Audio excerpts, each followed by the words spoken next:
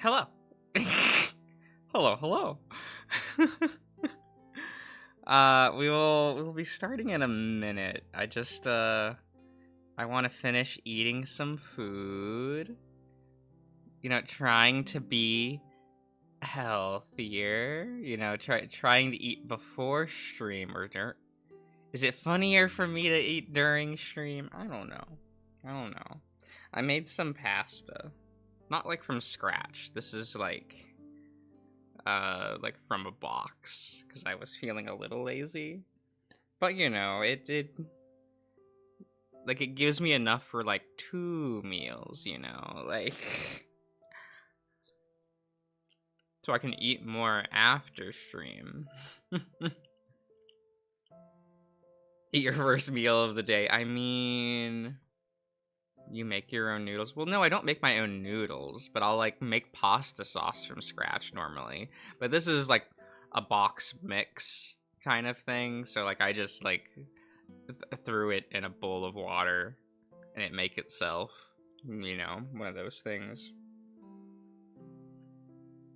But I will usually like make the pasta sauce myself. I have made my own noodles before. It's okay.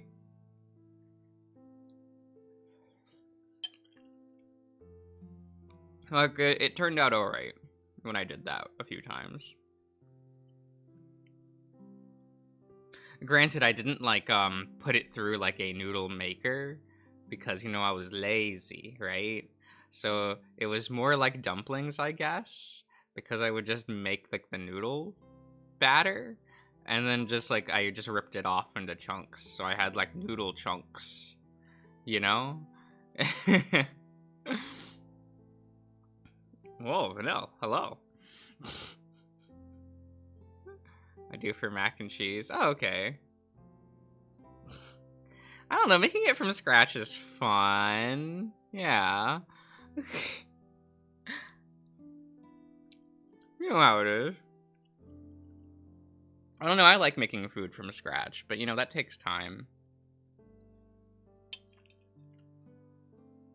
And then half the time I don't eat it afterwards. You're listening to this while driving. Oh my god. Careful. Like, I don't know, I think it was yesterday. I was like, man, I really want, like, tamago sushi, right? I just kind of want it. It's one of my favorite things, right? But I can't, like, order that anywhere, right? Because I live in some, like, redneck town. And I was like, that can't be hard to, like, make. Like, I know how to make, like, tamago. Like, the sweet egg thing. Like, I make that on, like, a semi-regular basis. I just didn't know how to, like, prepare the rice thingy. And I'm like, I'll just do it. Whatever. How hard can it be? And, like, yeah, I did it. It was pretty alright. See, like, making food's easy, guys. You don't... You just go do it. Do the thing, right? Okay.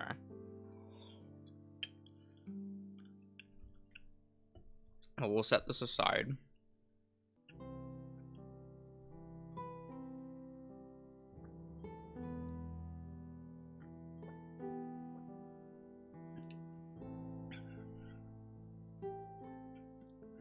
Here, I think I will mute my microphone while I move the mic.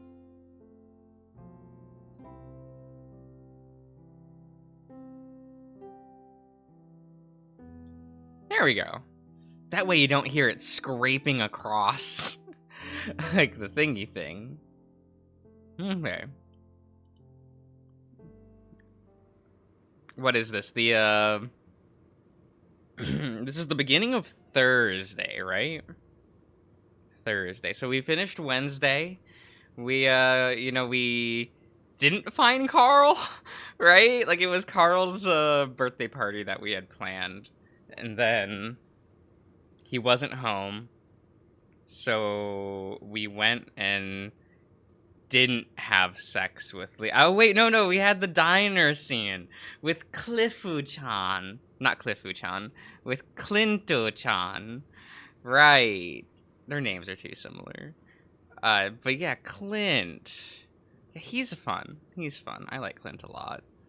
Not as much as Jeremy, because Jeremy's cuter. But you know how it is. You know how it is. Oh yeah, and we saw Kudzu again. And we almost had the sex with Leo. Yeah. Damn, I wish that were me. Uh, by morning, Leo seems to have perked up a bit. It started with some good news from Flynn. Carl had been in the crawl space.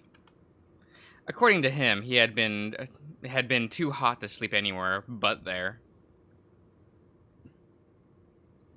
Of course, that's fucking insane, but it's definitely something Carl might do.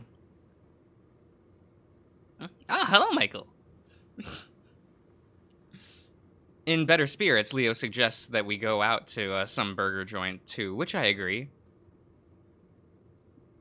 Would you go through everything Chase goes through just to be in his position? Do you mean, like, up until that point in game? Because that's not a lot to deal with. Not really. So, like, yeah. You know, I've what is it? I've been the drama in arguments, right? I've been like Chase. He's just like me for real, for real. You know how it is. On my way, we chat about my project. So, obviously I don't want to spend all of our time just having fun. You have a project to do after all. Yeah. I don't remind him that most of this messing around has been his idea. When did you start fucking for real, for real? I hate it. I say it ironically, you know.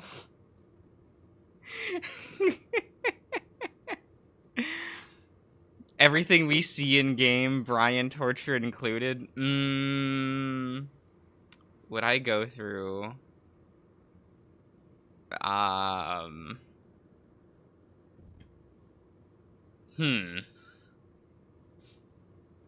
What led to this? I think it was when Grizz sent me a message with FR at the end, and I had to ask him, like, what does FR mean?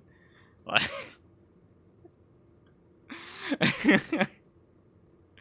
so he had to explain that to me, and I'm like, oh, that's what the kids are saying these days? Lit. Gotta be hip with the kids, right? One of those moments? Yeah, it's exactly like one of those moments. Oh my god, Vanilla, don't type while driving. That's bad for you. You're me for Yellow, please. It's not that. It's pretty bad. It's pretty bad of me. Though we do need to hang out with TJ today, if that's okay. I promised him we would yesterday. He's been, feeling kind of down, obviously. I look down at my sausage biscuit sandwich, the excess grease glinting in the sun shining through my window. I was thinking the park. Yeah, that sounds like fun. So what do you still need to do? I take a bite to give myself time to think. Well, honestly, I'm not too sure.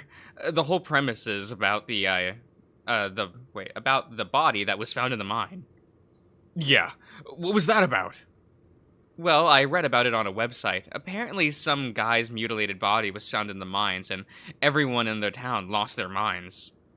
A website? Yeah. Shouldn't you have a better source than that? Well, especially if the whole idea of your project is based on that. I blush. Something like someone like Leo chastising me about journalistic integrity is kind of embarrassing. It's not that he's stupid, I guess. I guess I'm just used to feeling like the brains of our little dynamic. Yeah. I'm sorry, Chase. You're not. I don't know. Would we consider Chase smart? I don't know. I mean, it's cited. I just need to go get the book, which is something else we'll need to do. Do you have a library card? No. Wow, surprising. But I could sign up for one. Leo nudges me. Don't be bitter. I just want you to do a good job. I'm the one that went to college. I know what I'm doing. Okay. Okay, Chase. Leo laughs. You know I read a study about college kids. A study? This sounds like something you wouldn't know about, considering you didn't go to college. Right, anyway. It was about how college doesn't make you smarter, just more liberal. Leo, please. Leo, please. Uh-huh. So is that a bad thing? Well, paying 20,000 a year to get indoctrinated just doesn't appeal to me. Next thing you know, he's gonna be like, college just makes you blue-pilled. I frown. Is that why you stopped going? Or have you just been looking up these studies to make yourself feel better about quitting? Leo pauses. That's a strong word. I guess I just realized that what I had was good enough. This is your man. Look. It's fine. My dad makes more than most college grads, and he's teaching me the trade, too. I mean, trades are fine. I get it. It's fine. It's fine.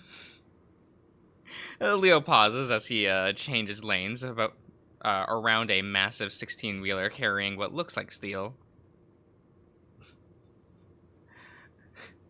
Only type at long red lights. Amazing. Amazing. And I'm already certified. I mean, he's getting there in life, you know. It's he's just going about getting a career in a different way, right? Or at least a more traditional one. I guess like the old way? I don't know. That sounds nice. Okay, where exactly are you going with this? I just want to make sure you're okay with that, is all. Oh, well, I'm not Jenna. As long as you're doing what you want, I really don't care what it is you decide to do. Leo smiles. Well, good. And if we, you know, I'm not saying we will, but if we ever got back together, I'll be able to support you. Oh my god. He's gonna support me, guys. Well, just don't make fun of me for going to college or what degree I decide to go into. You know, you're a good enough writer already. You could have just started up a blog or something. What? I just read that. That's what journalists... What journalism is these days. I start sulking again. Maybe you should stop looking things up. At least I'm learning to do something. It's not like I just got a degree in psychology and stopped there. Well, didn't you tell me you wanted to go into history? Isn't that worse? Let's just drop it. Are we keeping chat spoiler-free? You know, I don't have a hard and fast rule for that. So I don't know. I guess it depends on everyone else in chat. You know what I mean? Let's just drop it. Leo looks at me out of the corner of his eye. Chula, I'm not making fun of you. Well, when someone starts sounding like my dad, I think that's a good time to end the conversation. Ah, you're not into that. Definitely not.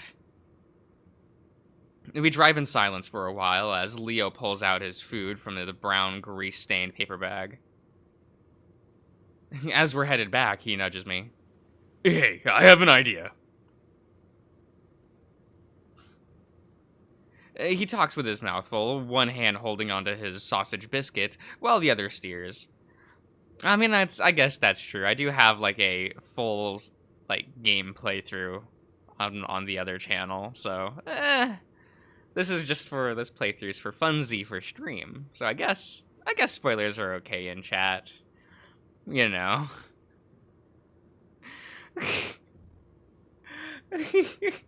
Looking like a dad, though. Oh my god. Jax, please. Oh, I mean, Leo is just. I mean, he's so hot. He's so good looking. He talks with his mouth full, one hand holding his sausage biscuit while the other steers. Are you asking me? Or, hey, both hands on the wheel. Leo chuckles as he swigs from his orange juice carton with his steering paw before returning it to the wheel. Even when I'm in the car, you drive like shit. Hey, I'm way more careful when you're with me. Excuse me. That makes me feel so much better. Good! Amazing. He takes another huge bite. I wait while he chews, and when he finishes, he takes another bite. You were saying? Oh yeah, you know those train tracks behind my yard. Didn't you say that they were important somehow? Yeah, Echo used to be an important junction.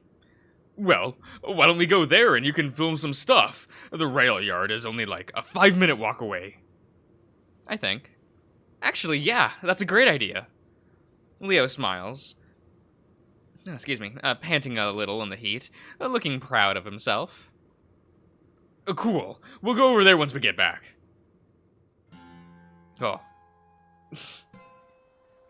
Good, good. There's not much left of the old train yard. The building that used to serve the junction is basically gone, save for the foundation.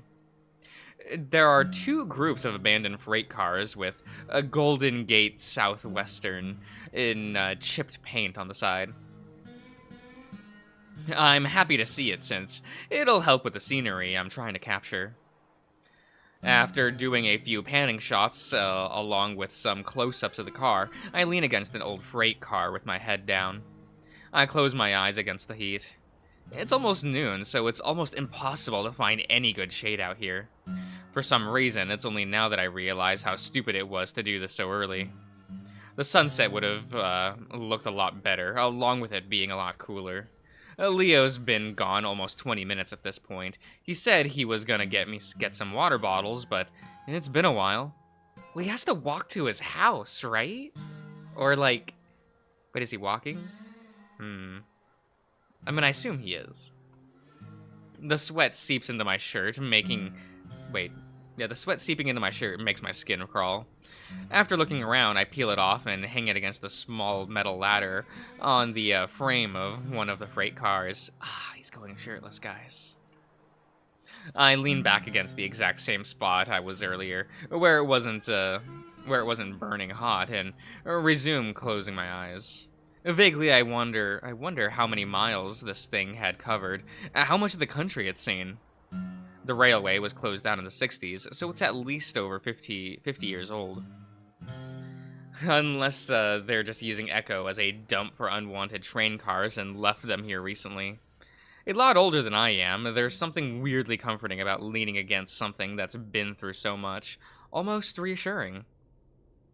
It's like swimming in an old river or a lake that's been around for millions of years. There's something brief connected to things that are permanent.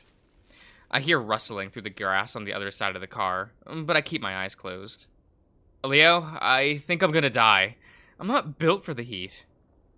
I wait, but he doesn't say anything. Leo? The rustling starts up again. A long, slow drag through the dried vegetation. This time, it sounds like it's coming from under the train. Oh, right. Leo?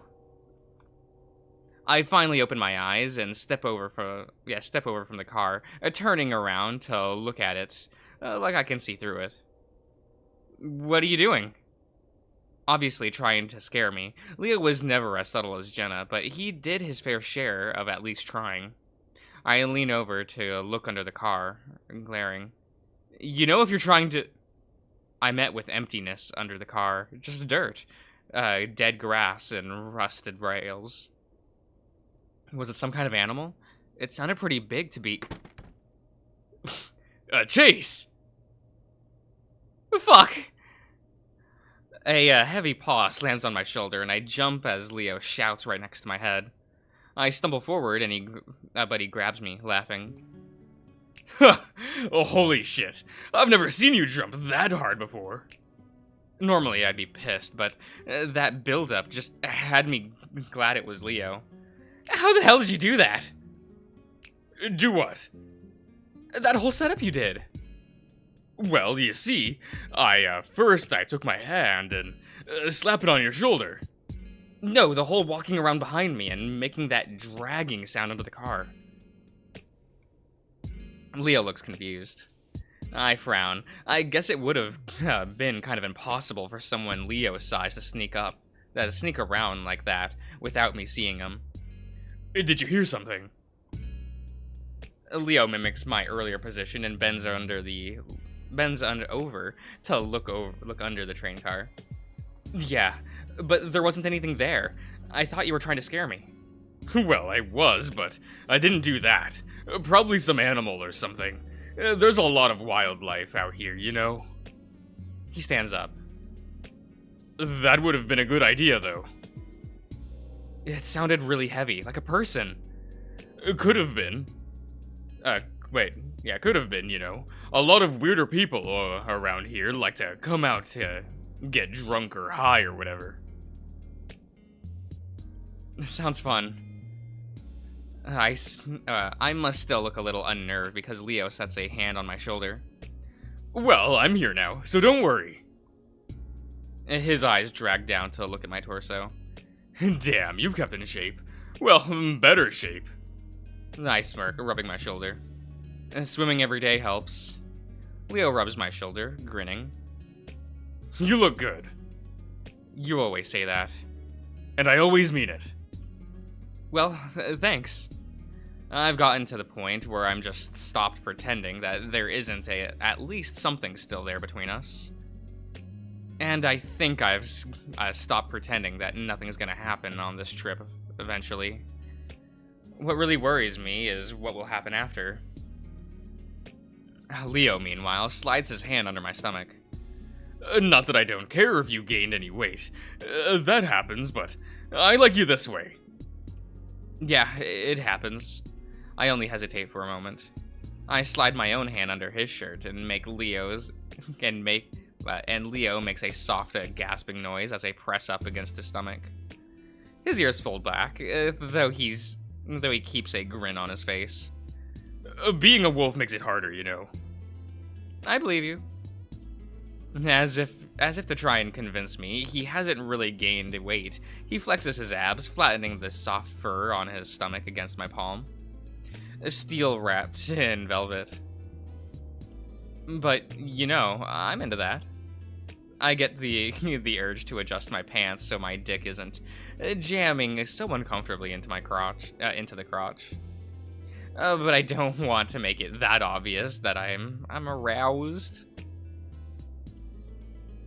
You mind feeling some other part of me? You're making me feel fat. I giggle before I slide my hand up his torso. This exposes more of his white stomach all the way up his chest, and I can feel his heart pounding. That better? Leo just gives a breathy laugh, exhale as he lets me feel him. He sidles closer, resting both of his hands on my waist. I feel his pecs with my hands as I thumb through his fur to find the nipple underneath, feeling it harder in response.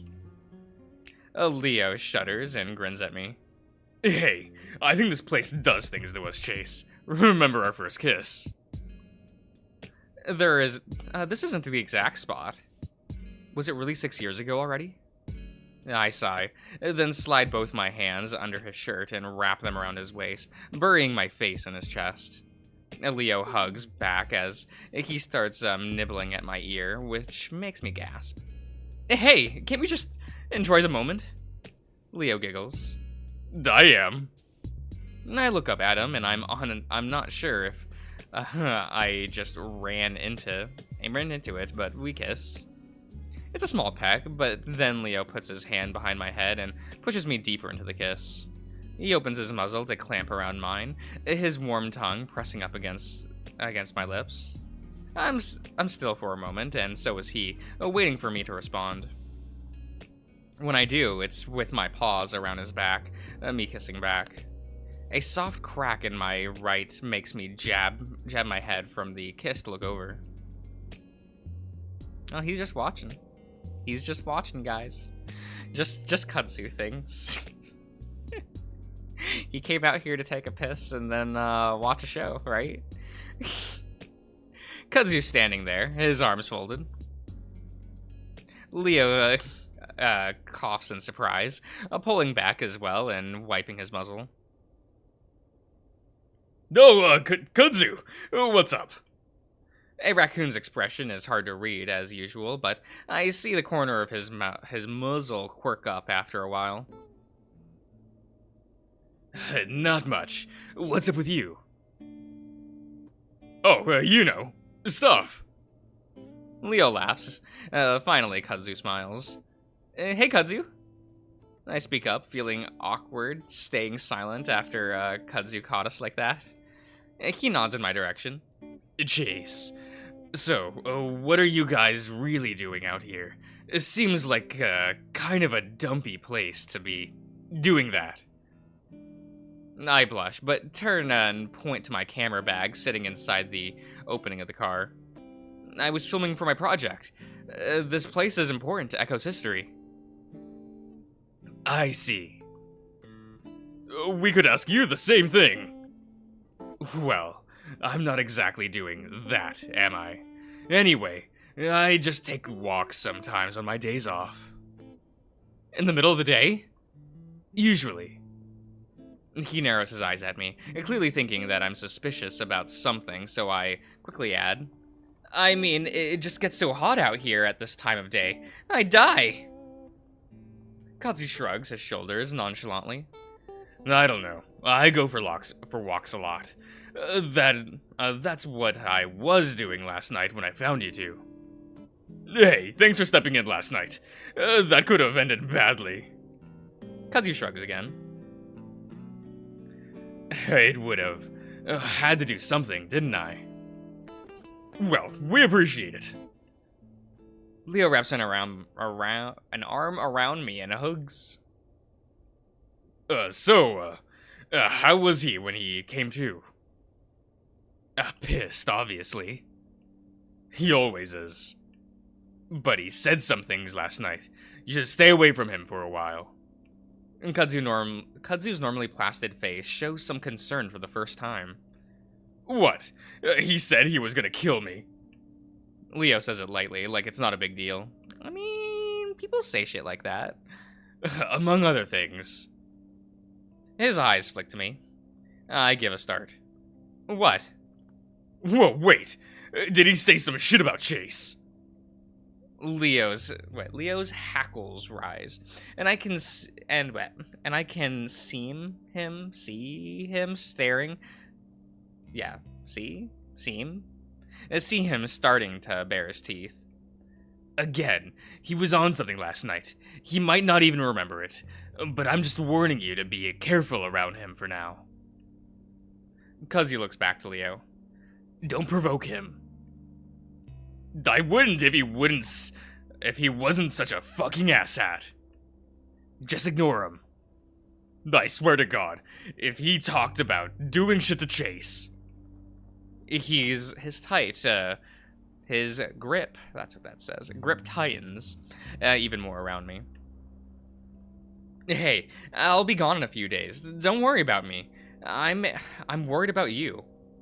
I'm just getting really tired of that meth skeleton messing with everything I do. And if he fucking tries something with you... Leo. The air is tense, and I can feel Leo growling deep in his throat. Wanting to change the subject, I speak up. Hey, Kudzu, you know we were gonna go out to the park and hang out. Did you want to come? Oh, he's asking if he wants to come. Thanks, but I think I'm good. Leo perks up from his brooding. You know what? I think that's a good idea. We were gonna play soccer. But, there's only gonna be 3 of us. You could help us out. What? Vanel, what? It's fine. Kudzu thinks. Well, I suppose I could use a workout. You're just like TJ. I think you guys are gonna get along. I don't really see TJ and Kudzu getting along just because they're fitness conscious. They're practically night and day. Well, we're hanging out right about now. You gonna come? Kudzu hesitates for a second longer before he nods his head in a quick jerk. Alright, yeah. Why not? With that, I gather up my equipment and we head back to Leo's. It's not surprising that Echo hardly has an inch of flat grass in the entire town. Leo says they're planning to lay down sod next to the lake when the area's fully developed, but as of now we have to settle for a park near Peyton. It's a plain stretch of grass, usually used for youth soccer games. In fact, I can remember when I was part of that same organization, back when my stubby legs didn't matter as much. Of course, after a few years, it became clear that, being an otter, I wasn't built for sports. That's when I took up swimming, of course, but then I realized I wasn't really great at that either. Of course, I could outswim any non-aquatic, but when it came to the other otters, I was pretty much bottom of the barrel. As we drive, TJ sighs next to me. Of course he does. Of course he does! I look over at him, and he's got his elbow against the armrest, staring out the window as we pull into the parking lot. Everything alright? TJ's ears perk up as he looks over at me, clearly forcing a smile. Of course! Chunter not built for anything? Look, he's built for sex, right? You don't seem that way. What's up? I lean closer to him. Leo's talking to Kudzu in the front, so we have some amount of privacy. TJ looks down at his lap for a moment, then just shrugs.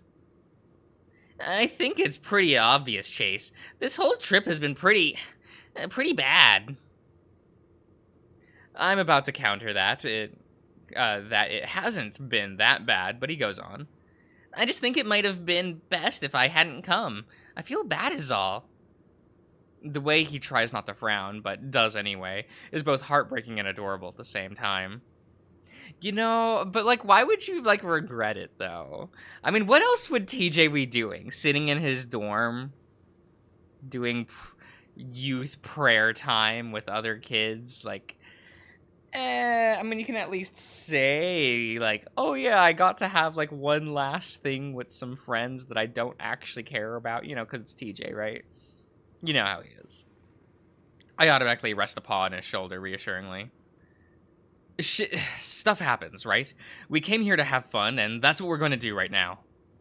Yeah, it's just that I feel bad for everyone else. What happened yesterday, I think it affected everyone. No way. I had a great time with Leo yesterday. Wasn't sad at all. I realize that statement,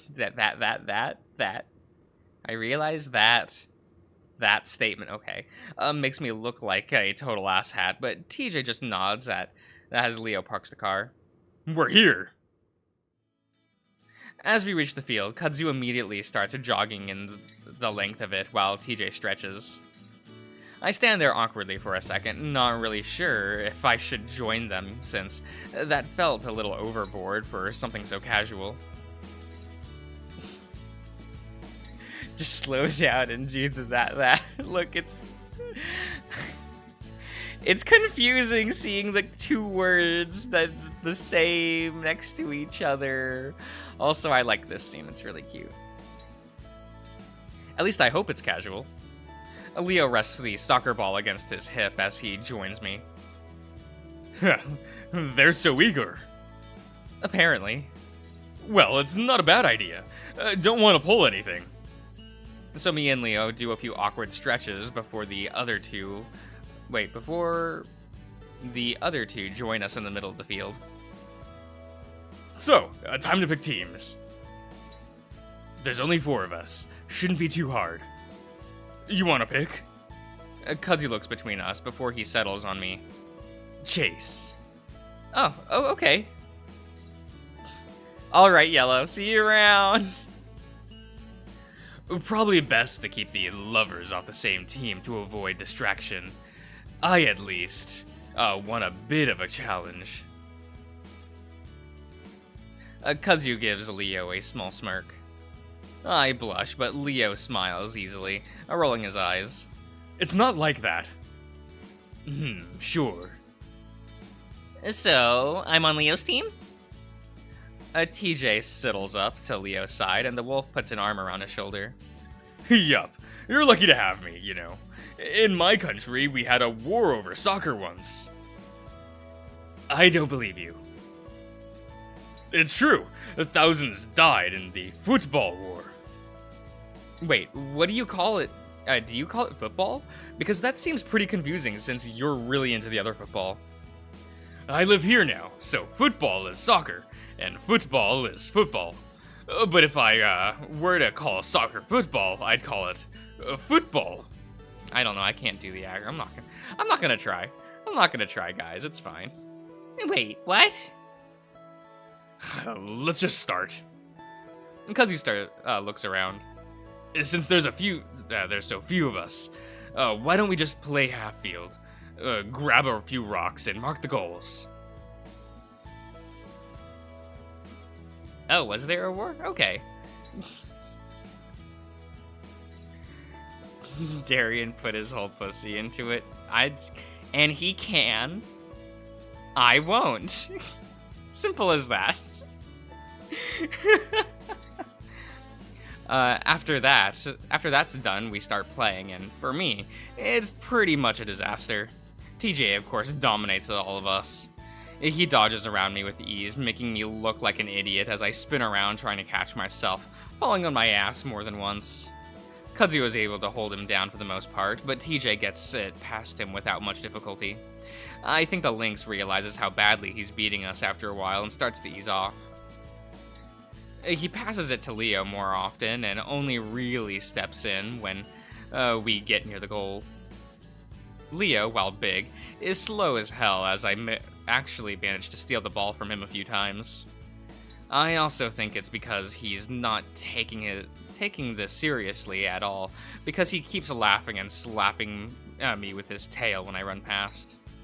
At one point, with the score at like 7-0, I managed to at least get near a goal, okay. TJ jogs in as I kick the ball clumsily, and it's so clear that he misses on purpose that everyone bursts out laughing as it rolls into the net. TJ frowns. Wow, that was a great kick, Chase. I lean over, resting my hands on my knees as I gasp for breath. If you're gonna let me score, you have to make it look more convincing than that, man. Also, I'm not 5. I can handle getting my ass kicked. After a while, we switch up teams, with TJ on my side and Kudzu and Leo together. It's a bit more even after that, with me being TJ's handicap after all. After about half an hour, we call it quits and head back to the parking lot while Leo throws us water bottles. I wipe my face as I sit on one of the parking blocks. Even though it's early evening, the weather is still way too damn hot. Love the sprite change as it fades. Yeah, he deserves it. TJ's a little bit of an ass. Just a little bit.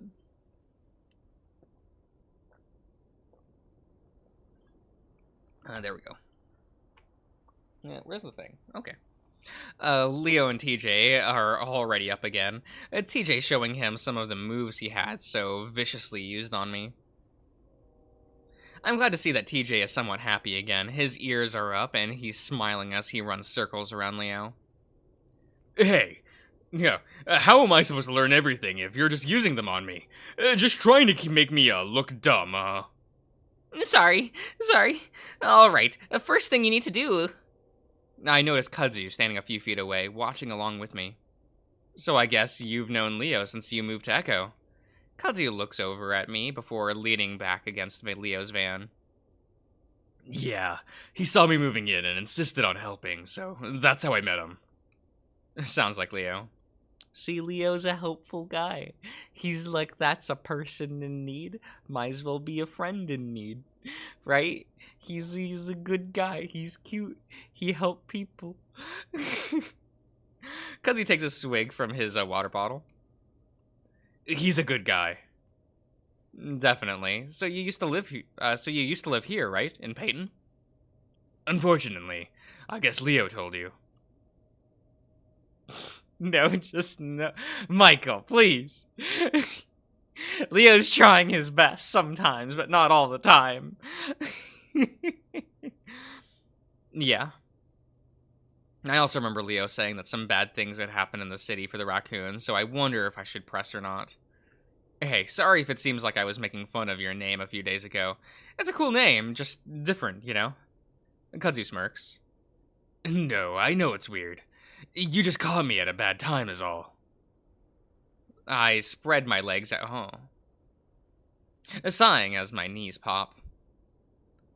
I'm not built for running around.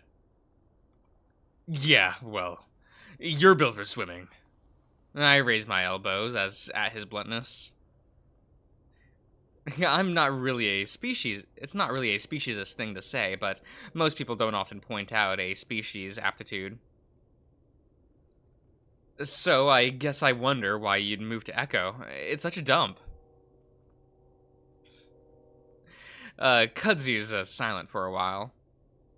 We caught him doing his Mirror's Edge cosplay. Terrible. Terrible. In the meantime, we watched Leo fall on his ass after TJ kicked the ball between his legs. People. Huh? People are the reason why I left Peyton. Oh. Peyton is technically a small city with just 70,000 people. Compared to Pueblo, that's nothing. The more people there are, the worse it is. It's the same everywhere. Oh, okay. Kudzu goes on. Sure, in Echo there's 100 shitty people, but in Peyton there were 50,000 of them. I prefer Echo. His tone is so dark at this point that I don't even respond.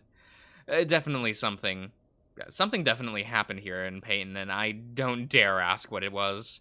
Luckily, I'm saved in awkward silence as Leo haphazardly kicks the ball in our direction, and TJ comes up to her, running up to us. Damn it! All right, I think that's enough for today. He jogs over, wiping his face. Man, I need a shower. You two getting along? When Kudzu doesn't say anything, I pipe up. Yep. Kudzu frowns, clearly sensing something's wrong. Well, okay. Anyway, let's go out and get some ice cream. I've really been craving it. Oh, we're gonna go get ice cream. I stand up slowly, knees popping again as we all pile into the car. As we drive, TJ continues to stare out the window, but his ears are up and he doesn't seem so depressed anymore. He needs a shower. Oh my god. Oh my. I lean over towards him. You feeling better? TJ turns to me, smiling. Yeah, it was fun playing with you guys. I grin. You're insanely good. He shakes his head. Not compared to the other guys at school.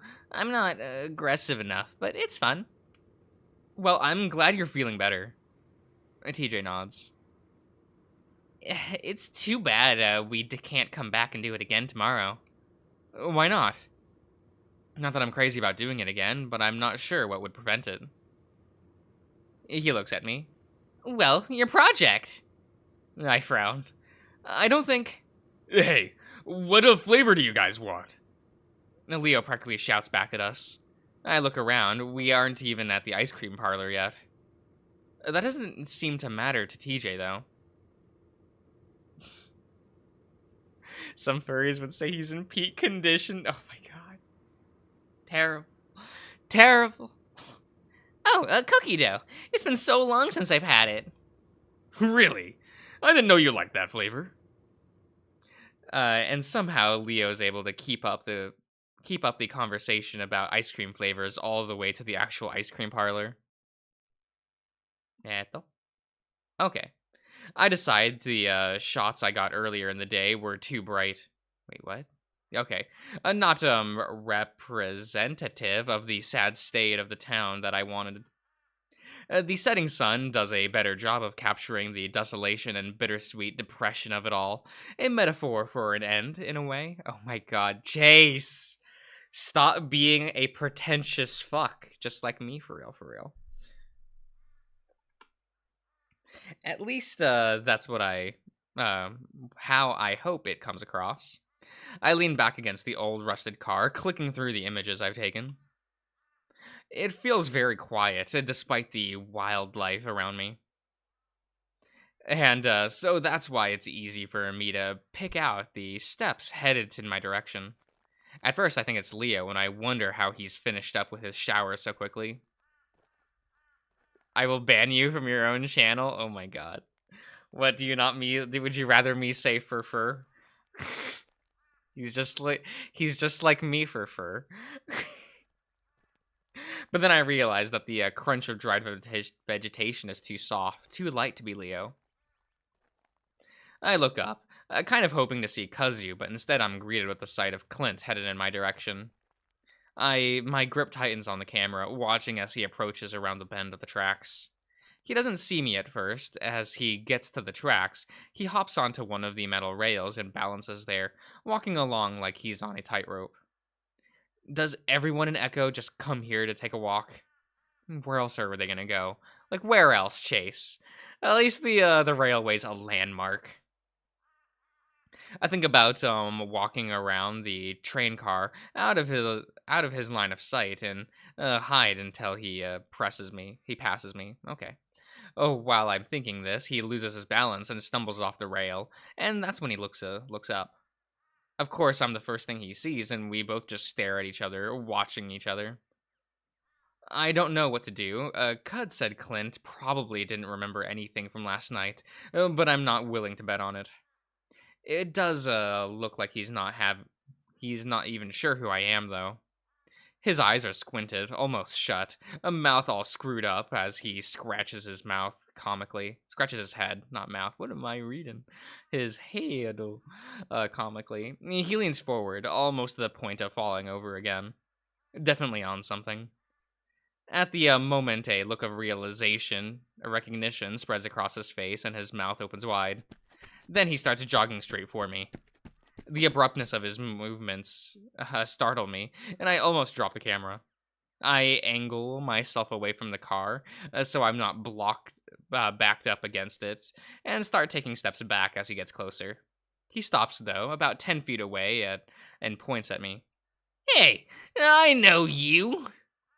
Huh? I'm at a loss for what to say. He's wobbling back and forth, his eyes wide open. Your name! There's an awkward pause as I try to determine whether or not he's asking a question. But my name? Chase? Why did I tell him that? You're Leo's fag friend! Huh? I'm distracted again because that's what I see. That's what I see, the handle of a pistol just poking out from the front of the waistband of Clint's jeans. Clint glares. Fucking Leo! Why do you hang out with that creep? He puts out well. I'm looking around, trying to decide the best way of escaping in case he loses it. I mean, he's always saying shit to me. Always saying shit about my dad. He had a perfect fucking life and rubbed it in my goddamn face. I take a few innocuous steps back so that the end of the car is right next to me, in case I have to duck behind it. I don't think Leo's life was that easy. It was pretty bad in his country. Fucking Beaner, coming here to make my fucking life even worse. Couldn't go home and be happy. Couldn't go outside and be happy. Couldn't be happy anywhere. He sneers at me. And you fuck him, don't you? I just stare at him and don't say anything. I feel like anything I say could set him off, but he waits patiently, expecting an answer. Clint. Don't you? He shudders visibly, clenching his eyes shut. Fucking imagining you licking his fat ass is disgusting. I can't even fucking care that you're fagging around, but with him? If I wasn't so afraid of the whole situation, I probably would have laughed just then. I take another step back. Hey, I was actually just about to head out. You know, I'm doing this project. That's why I'm here. He glares at me. Me and Leo broke up a few years ago. We're just friends. You don't know what it's like. The things he did to me, it was way worse than what I ever did to you. But hey, I do need to head out. We can talk about it this late. He sees me stepping around the car, and immediately his hands shoot for the handle of the gun. Hey! I freeze, watching his hands. I'm preparing to throw myself to the ground if he pulls it out. At the same time, I'm praying that he'll shoot his dick off if he does. He glares at me. What the hell are you even doing out here, anyway? With shaky hands, I point to the camera around my neck. I told you, I'm doing a project. I try to smile as I hold it up. Clint gives me extra. Oh, right. Each route has like they're a villain for some reason in that game. Weird. Is he like Clint? Interesting. Ain't just about Echo? What the fuck is there to say about it? His hands loosen on the pistol, and I manage to steady my voice enough to actually speak. Well, there's a history to it, you know?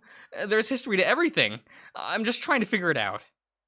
Clint looks around, seeming to forget about his gun. Oh, like this railroad. Yeah, like this railroad. And Clint's eyes are vacant as he stares at the ground, and I think about making a run for it again. Oh.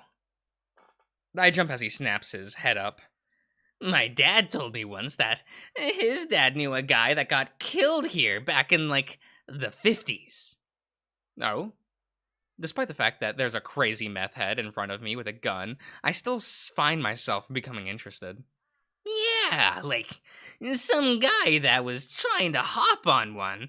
Like, way back then, that's how people would get around. So this guy was trying to hop on this train here when he was leaving the station, but he missed jumping on. Clint sits down on the dry and dusty weeds and spreads his legs out over the rails. And he fell down like this, and it ran over his legs. Clint brings both hands in a chopping motion over his thighs. Blood goes everywhere. And yeah, he's dead, right? He looks up at me, and I realize he's actually waiting for an answer. I guess his questions are never rhetorical. I'd assume so, right? Wrong! They found him a few hours later, and somehow, the fucker's still alive! Oh? I'm already starting to doubt this story, or at least this version of it.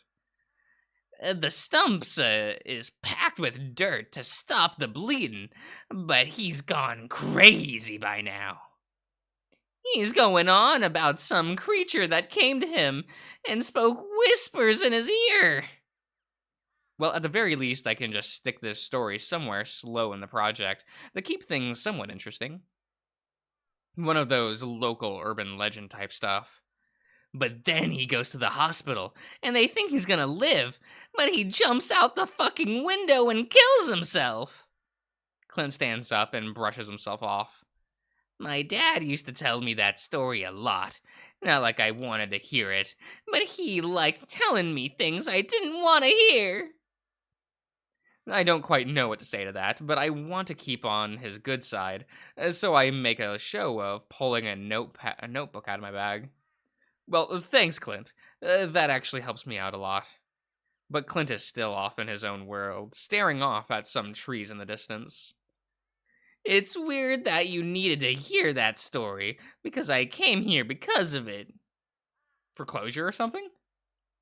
Because of that guy.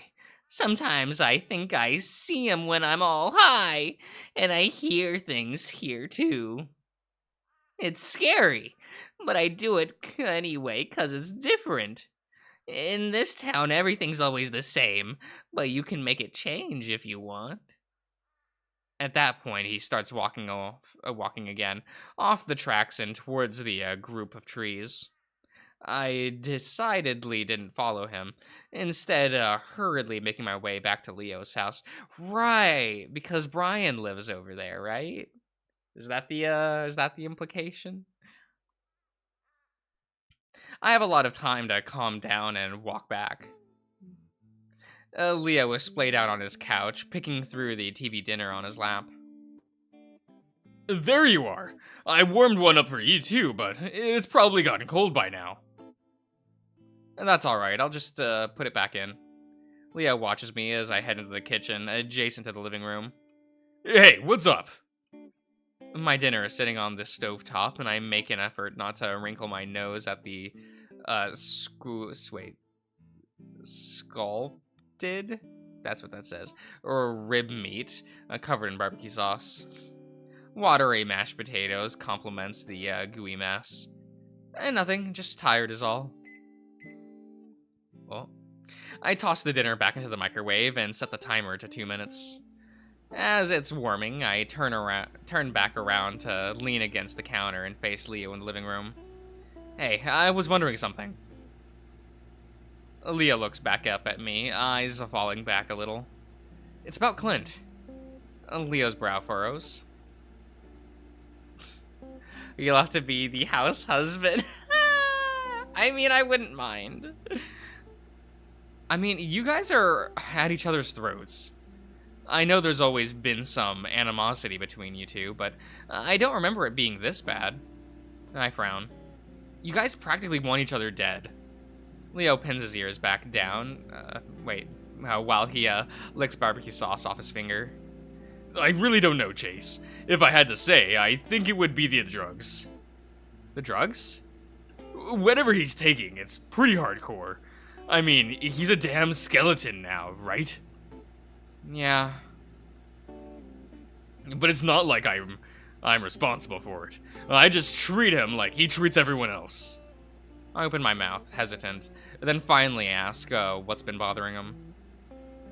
When we were younger, would you say that you bullied him? Leo frowns. What brings all this up? Nothing. I'm just curious is all. Leo starts to smooth down his fur on his head, all poofed out from his shower. I mean, I wasn't nice to him, of course, but he was an asshole to everyone else. Like I said, I did to him what he did to others. He coughs. Maybe a little worse. Worse? What he did to us was pretty bad, though. He tried to burn me with a cigarette once. See, when you tell me shit like that, I don't feel bad for any of the things I did to his worthless ass. I'm saved from having to respond to that as the timer goes off. I turn around to pull my food out of the microwave before grabbing a plastic fork and sitting down next to Leo. We eat in a slightly awkward silence. By the time I'm almost finished, I'm feeling a little nauseous. Not to be rude, but do you always eat this stuff? He looks up with a mouthful of mashed potatoes. This microwavable dinner stuff. He swallows loudly. Yeah, you don't like it. Leo! Leo, please! It's probably not like, well, like he could be getting the 10 for 10 deals. Maybe that's like maybe that's what he's doing. That'd be a little more reasonable, right? Right? He lowers his ears again, looking embarrassed. It's fine. I mean, it's just sad. I look over at him sheepishly. You little fucker. I get better food sometimes. This is just easier. Well, it's one grasping at straws. Look, it's look. I'll cook for him. I'll make food for Leo. It's fine. You know, it's fine. I'll make sure he doesn't have to eat microwavable dishes all the time. It's good. It's good. We'll complement each other. Yeah. I drag a plastic fork across the flaky potatoes. And what qualifies as better food? The diner? Hey, it's not like I can't afford it. I make money. Good money. I laugh. This isn't about money. I think you're just lazy. Leo growls and leans over to grab me. I yelp theatrically and try to hold my tray steady as he yanks me sideways to lay down against him, our heads on the armrest. Hey, I gotta throw away my tray. It's full of gross TV dinner water. Leo nuzzles into my neck. No, put it on the floor. Ew, gross. You can throw it away when I'm ready to get up. Since when did you decide what I can and can't get up? Huh? Since you decided to mouth off to me. And now you're the one that's gonna be cooking all of my meals and cleaning up my house, Chula.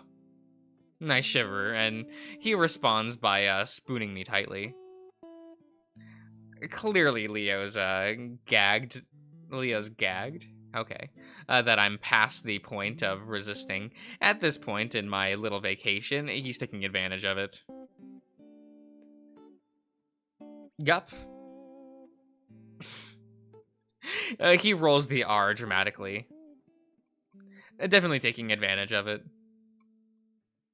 We're both too tired to do anything more, which is probably for the best. Within a few minutes, I passed out. What? Oh, abrupt. Okay. Friday!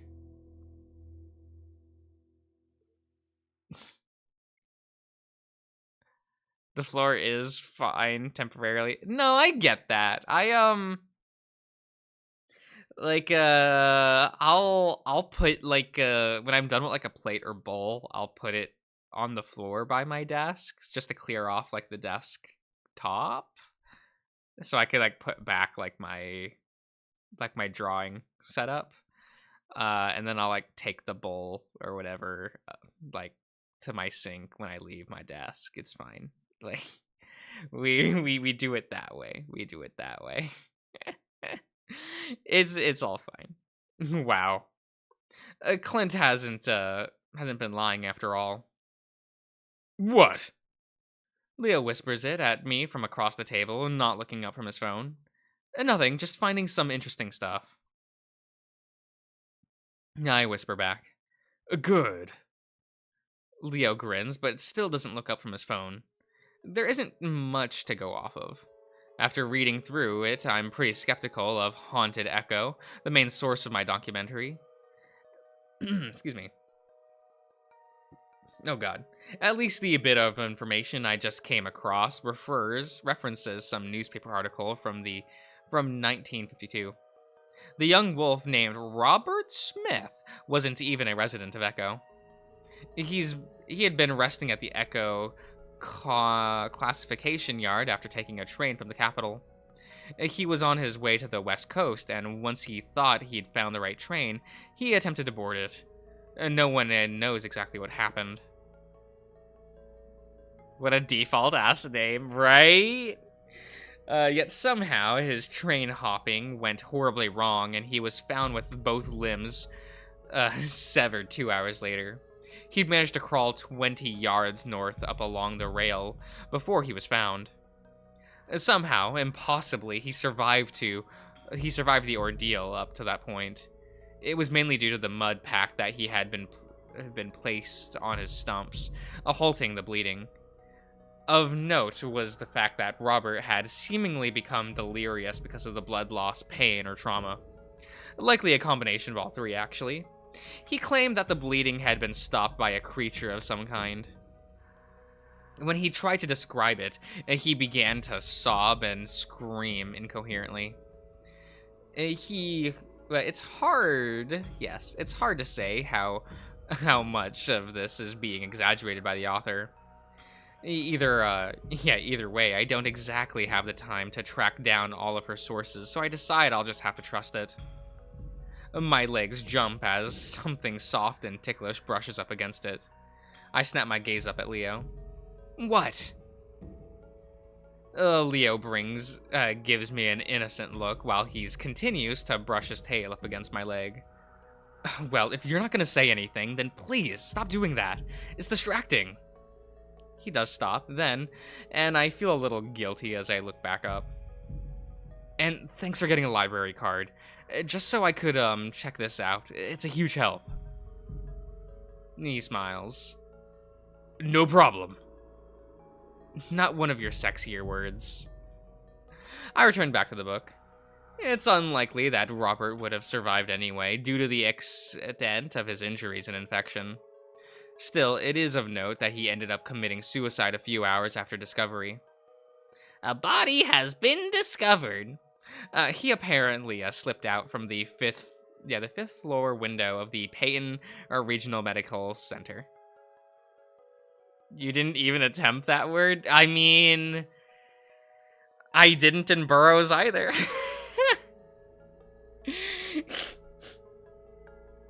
We skip all foreign dialogue. Let's go!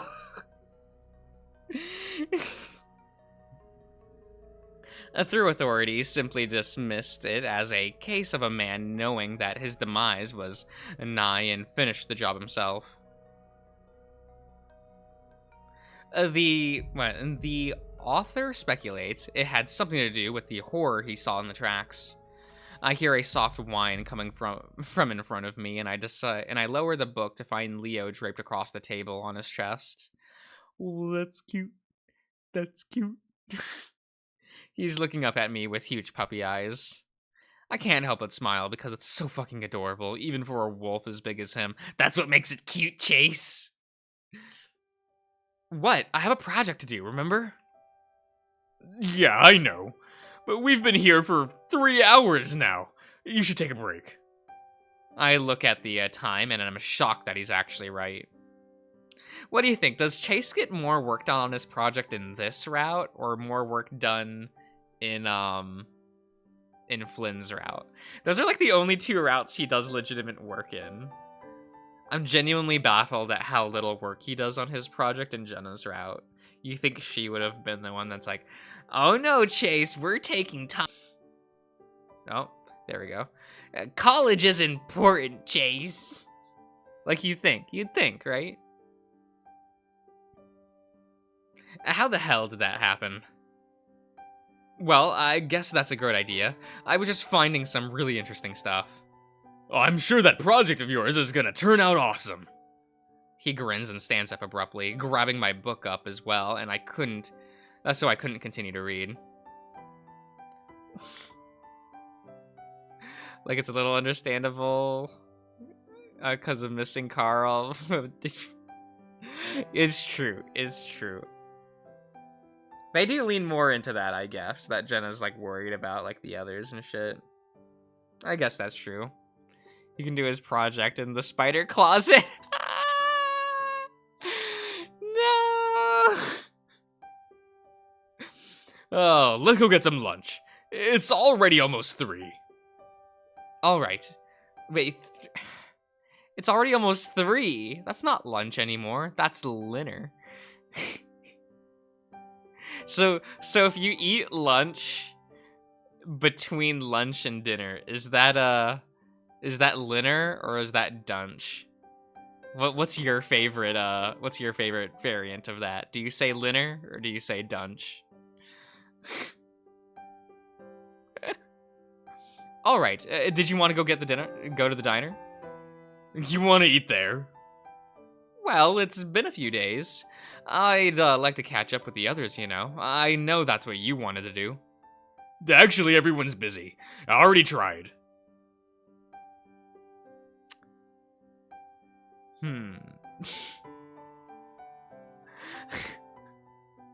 Well, we should trust Leo that he's... I mean, I guess he's not lying. He did contact everyone, right?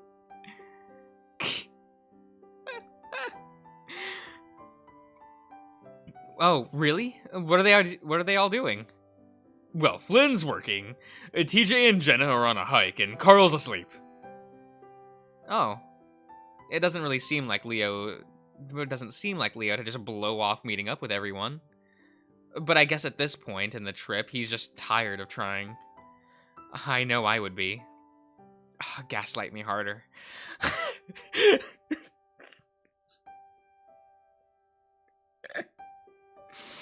Probably just to show up after what I said last night. Leo takes me to a semi-fancy steakhouse. He, of course, insists on paying for everything. I'm not really sure when Leo became so concerned with how I perceive his income. I don't mind, though. The meal is good, and I'm happy not to pay the $30 price tag. It reminds me of the job, though, so I ask him about the schedule. He says his parents gave him the entire week off, which surprises me. I remember how Leo worked almost every day in that shop. I guess his dad is just mellowed out with age. Again, I have no reason to complain, though. I forget, is Leo also, like, lying to his family? Because, like, the other routes, he does get locked into, like, working at the shop, right? So I always kind of assume that he was, like, doing things, just, like, blowing off his parents, maybe, to do all this. You know? Hold your calm, just shut up, Ian.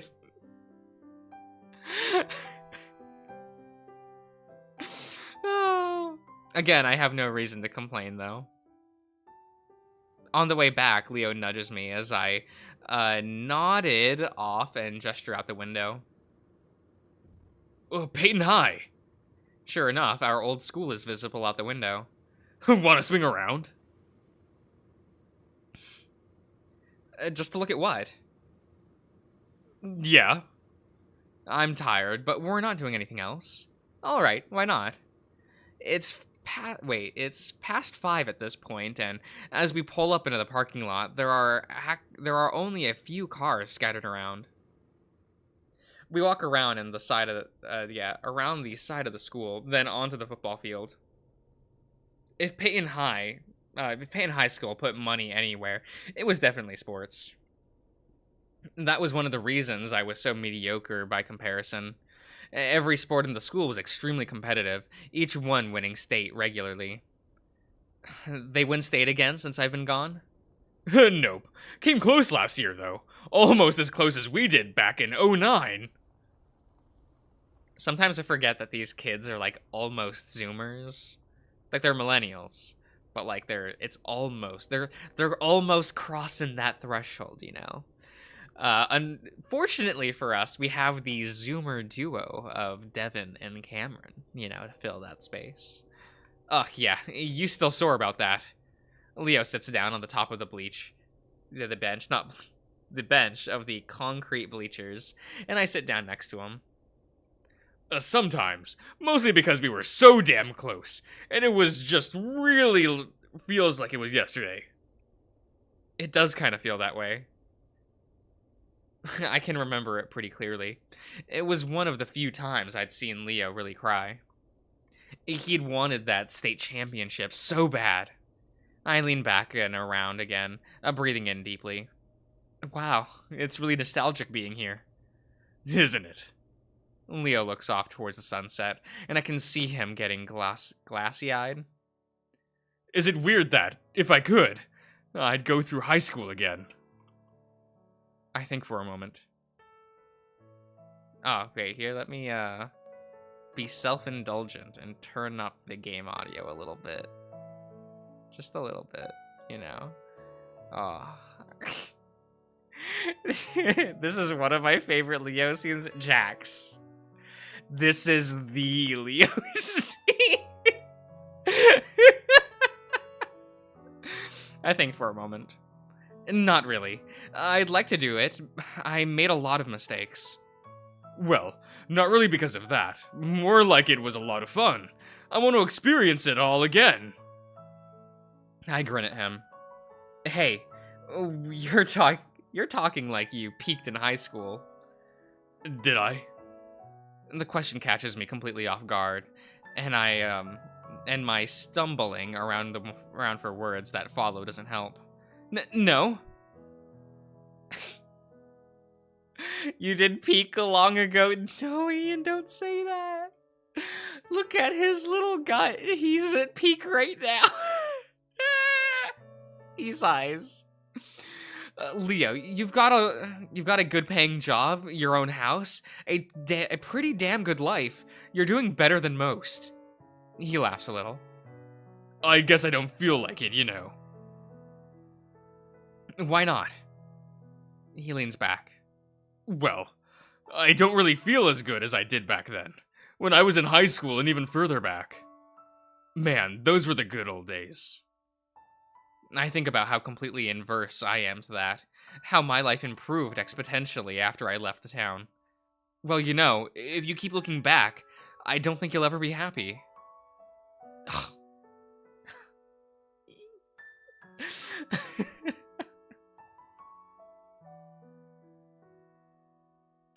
Guys, it's the best CG in the game.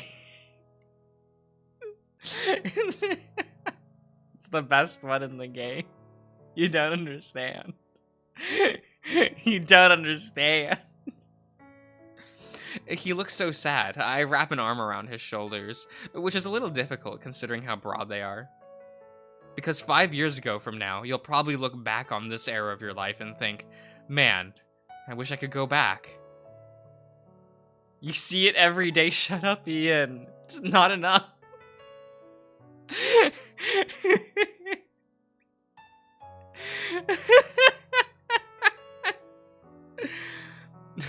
You're probably right. So, let's just enjoy. Now. And Leo sighs again, then looks straight down at me, meeting my eyes. Chase? Yeah? He pauses, looking off to the side before turning his eyes back on mine. I love you. I immediately look away. Chase, please. Please just come back. I miss you so much. Every day. I stare out across the field, not able to meet his eyes again. I'll stop smoking. I'll stop picking on Clint. I'll get rid of the gun. Just please come back.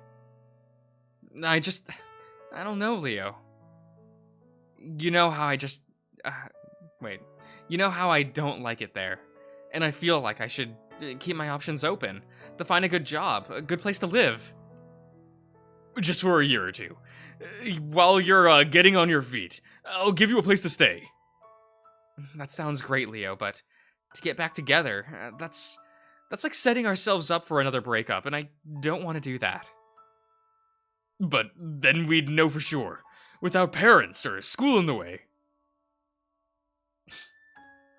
It'll just be us, and then, even if it doesn't work out, there's some closure there.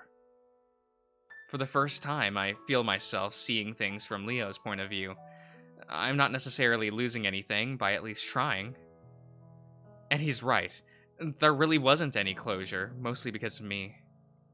Leo must sense my indecision, because he immediately presses forward. And I'll be making enough to support you while you figure things out. Hey, I don't want to mooch. I don't mind. I just want you to be comfortable so you can, do what you want to do. But, Echo. Leo's quiet for a while. A long while before he finally speaks up. Now that I can't fix. But I guess one way to decide is to weigh what's more important to you. You're asking me to choose? I'm not asking that exactly. Leo glances at me. But if I did... I blow out a long sigh. So you are. He doesn't say anything, so my mind starts wandering over the years we'd spent together. Despite how much we fight, there's no question in my mind what the answer is, and it hits me like a thunderbolt. Well, I'd choose you. All at once, his face explodes into a grin.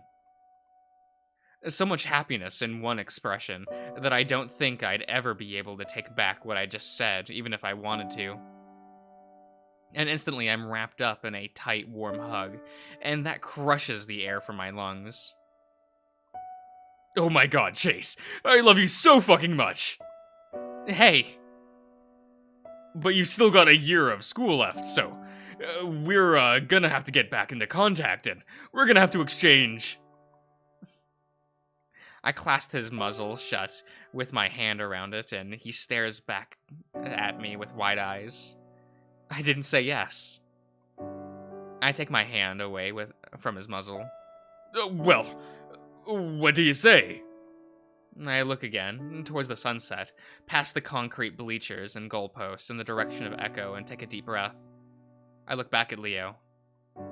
Yes. And then he kisses me. It's not rough like it was at the train yard. His mouth stays closed, but he holds my head gently, and it's like he's trying to pour all of his love into me through his lips.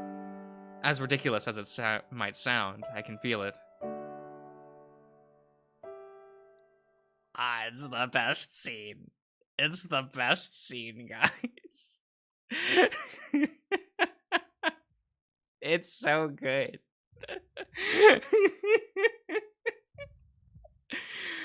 Oh, it's so good. It's so good.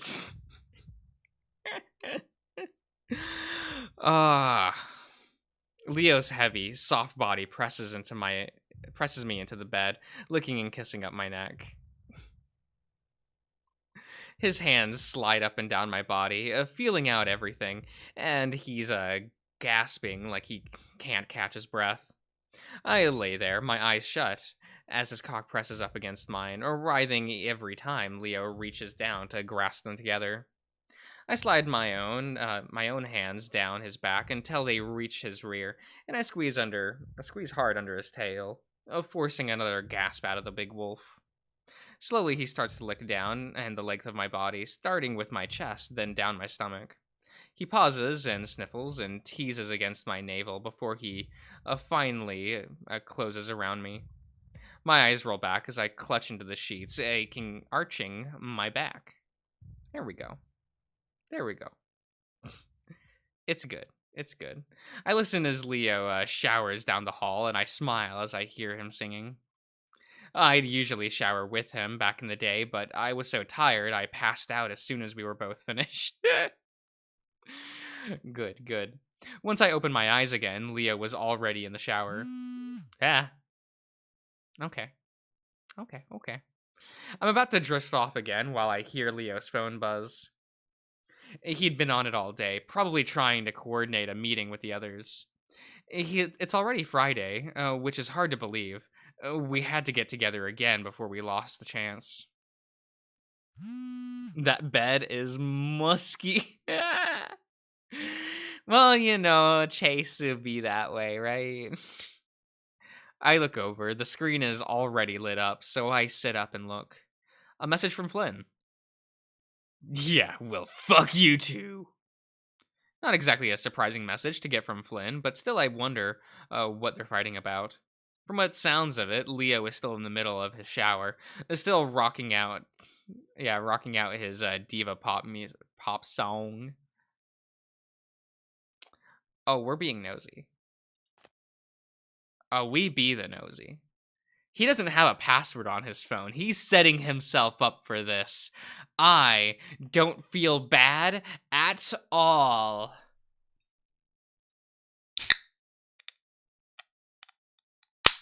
There we go. With some amount of guilt, I reach over and grab his phone and open up his texts. Immediately, I see a few pinned conversations. They're from me. Judging by the dates, they're from when I was still away at college. There's also a few saved attachments, and I quickly swipe them away. To the other more recent conversations. The latest is from earlier this morning, and it looks like it was from Flynn. Chase has a project to do. You forgot to put a space there, Leo. Bullshit. You're fucking with him again, huh? I'm helping him. You planned this from the start, didn't you? What? This whole thing was to get back in his pants. How was I planning this after you ruined the entire week? Give me 1 moment. Okay, we'll turn down the music a little bit. Oh, it was a little loud. It was a little loud. It's not romantic music anymore. Yeah, well, fuck you too. I frown. It's too bad Leo and Flynn are still fighting, but for some reason their exchange has me feeling uneasy. I pull up the next recent text thread, one with Carl. Carl asked Leo when we're hanging out again yesterday night. Leo pokes some fun at him about sleeping in the crawl space. Then Leo tells him that he isn't sure, that I'll probably be too busy with my project to hang out. Leo never asked me. I feel my heart start to pound. Today, Carl texted again, asking how things were going today. Leo tells him that I wanted to go to the high school for nostalgia's sake, and that I wanted to be alone for it. That he wanted to... Oh yeah, okay. He sent that 2 hours before we even got there, before he acted as if it was on a whim. Then Jenna asks if Leo is avoiding her, if she said something wrong. Leo tells her everything is fine, but again, I'm too busy to hang out. And then he texts TJ. Hey, yesterday was so much fun. I know you were probably going to be busy, but I wanted to check. Chase is still pretty sad about what happened Monday. I think he needs more time. Okay, Leo, that one's just a bad excuse. That one's just a bad excuse. Come on, Leo, you can do better than that. I'll have to teach him how to do this better, you know. Oh, okay. Please tell him I'm sorry. He told me he was fine yesterday, but I guess he must have been faking for my sake. Yeah, he's still pretty broken up. We'll figure it out, though. I'm gripping the phone hard. Could Leo have really done all this? To TJ, especially. No, especially TJ. This... Poor TJ. Cirrus! TJ is worse about this than Leo is!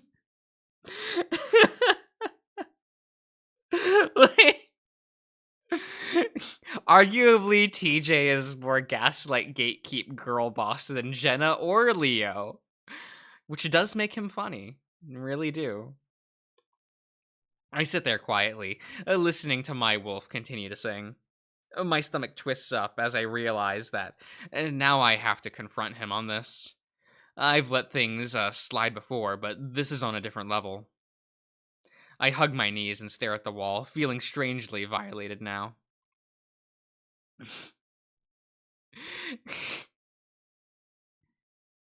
What? You say that, but I see no evidence that he's not fully genuine? Cirrus, have you not played? We'll get there. Well, we can point this out later. It's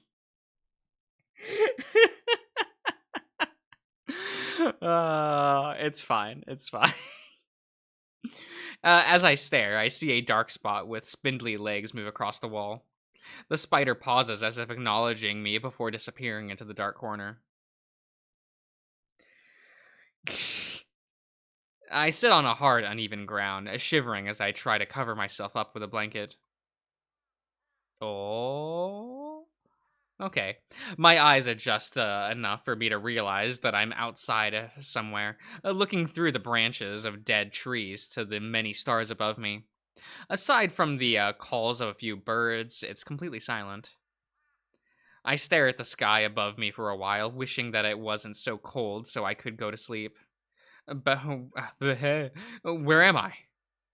The slight confusion I feel mixed in with the apathy of just waking up is a familiar feeling. I can remember when my parents forced me into Boy Scouts 10 years ago. I hated it so much, especially the camping. I could never fall asleep, and when I finally did, it would be marred by me tossing and turning, waking up in confusion as to where I was. I'd sit up straight in the tent, looking around me for up to 10 minutes, wondering why I was in complete darkness and sitting in a sleeping bag. Except now there's no tent or sleeping bag. My mind works slowly, like it's drenched in molasses. And I need the ground with my fingers. Oh, he making biscuits. Digging them into the dead vegetation and soil. Boy Scouts was terrible. What the? I never did anything like that. I don't know. And then finally, I break through the barrier to lucidity, and I realize that what's happening to me is real. I'm outside. I look left and right and see that I'm surrounded by trees and bushes. The smell of sagebrush and dirt fills my nostrils as I unsteadily get to my feet. My limbs and flesh are numb from the cold, and I rub my hands up and down my arms, trying to find some warmth. Did I sleepwalk? I must have, unless Leo took me out here for some reason, or someone else did. I shiver. There's not much else I could do except walk forward. Ahead of me, it looks like the branches clear out into more darkness. I hope that I'm just behind Leo's house, where I know there are some bushes and trees. Either way, I can't be that far from the house. As I start walking, wait. So I start walking, reaching out blindly to move past sharp branches and prickly bushes. The pain wasn't that bad, and not nearly as bad as you'd think it'd be. I look back behind me, staring hard into the blackness. I can't see anything beyond the branches right in front of me, which gives the impression of gnarled teeth in front of a dark, endless mouth. Quickly, I turn back around and push through the vegetation in front of me, and trying not to panic. But I know I was what? But I knew I was dead the moment I looked down. A branch scrapes across my cheek, and another stabs me hard in the hip as I run right into it. Two stumps, gushing blood. Oh, there we go. The splashing the wheels of the train handrails. I finally break out into the open. Now I can see more stars above me, but the complete lack of a moon most makes most everything around me impossible to see. I can at least tell that it's a large clearing, but no matter how hard I squint, I can't see ahead of me. Tentatively, I start walking forward, looking left and right for any sign of light that might help guide me back to the town. I can feel a worrying seed of panic starting up in my chest as I worry it's gonna explode out of me at any second. Yeah. The last thing I need is me running through the night screaming my head off. Pretty soon, I became aware of what looks like a large block in front of me. Again, I reach out my hand, walking slower as I approach whatever it is that's in front of me. They press up against something rough, hard, and cold. Whatever it is made of some type of metal. It feels broken and rusted, so I assume it's old. Was it a warehouse of some kind? I sidestep it, a sidestep to the right until my hands run up against some bars that stick out from the structure, and that's when it hits me. It's a freight car from the old train. Sure enough, the next thing my hand meets is empty space, so I come across what I remember to be the open door, and the open door I had sat in earlier. I was out in the train yard. I almost laugh. Did my anxiety about finishing the project cause me to sleepwalk all the way out here? At least now I know exactly where I am. I rest my hands on the edge of the car, breathing in the musty air inside. There's a hint of something sweet and sick on top of it, and it crosses my mind that anything could have crawled inside and died. I quickly move away from the car. Turning my body in the direction I know Leo's house is in, I start walking again, pouring through my recent memories to see if I could somehow remember how the hell I got here. That dialogue box is not correct. Okay. Just bleed into the UI. It's fine. No one notices. I didn't notice. Shut up. I remember Leo coming back into the bedroom, putting his arms around me, then nothing. I definitely fell asleep. Sleepwalking is the only answer. The sound of rustling behind me makes me jump, but I keep moving forward, not wanting some tiny creature in the grass getting me spooked. Squinting ahead of me, I see no lights yet, which is strange because I know Echo should have should have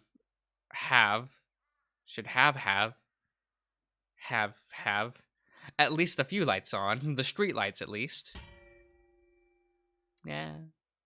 A loud metallic clang fills the air, and this time I do whirl around. Hello?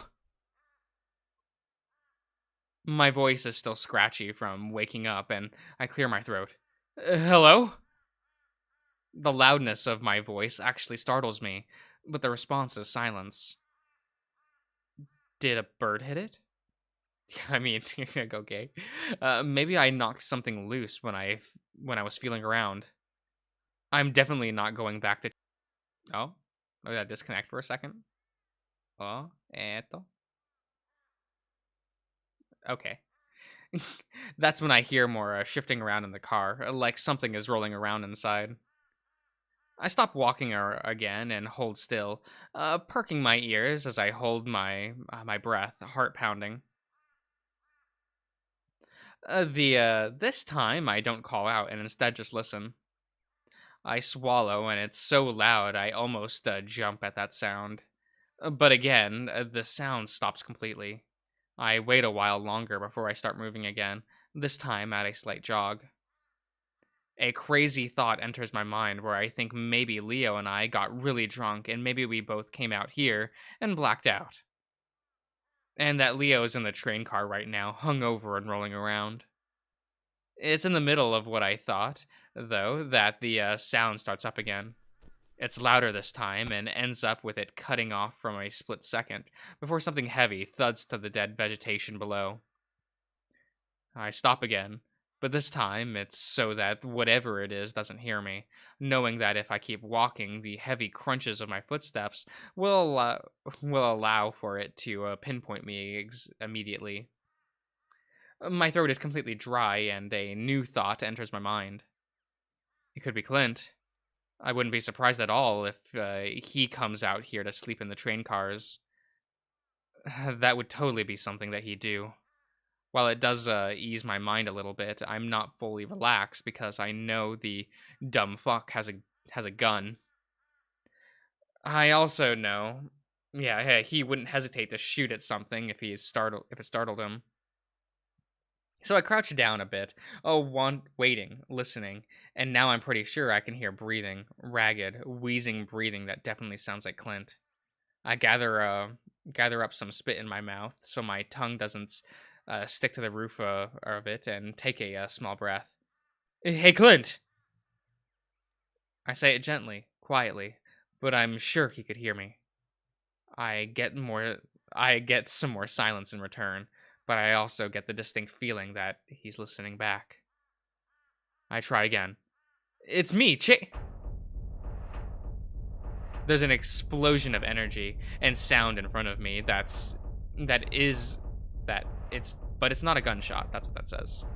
Oh, here, let me turn down the game audio a little bit. It's a little loud. But it's not a gunshot. Instead, it's a sense of forward momentum that I can physically feel, but whatever it is in front of me is lunging forward at me. Two loud thuds, one following the other in less than half a second, followed by an explosive dragging sound. The cycle repeats the second it ends.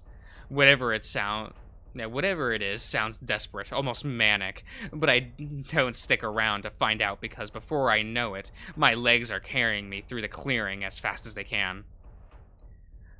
All thoughts of what it could be are gone from my mind as I dodge into the trees and brushes to my right, knowing that if I break through to the other side, I'll be right in front of Leo's house. What's behind me, though, is moving impossibly fast.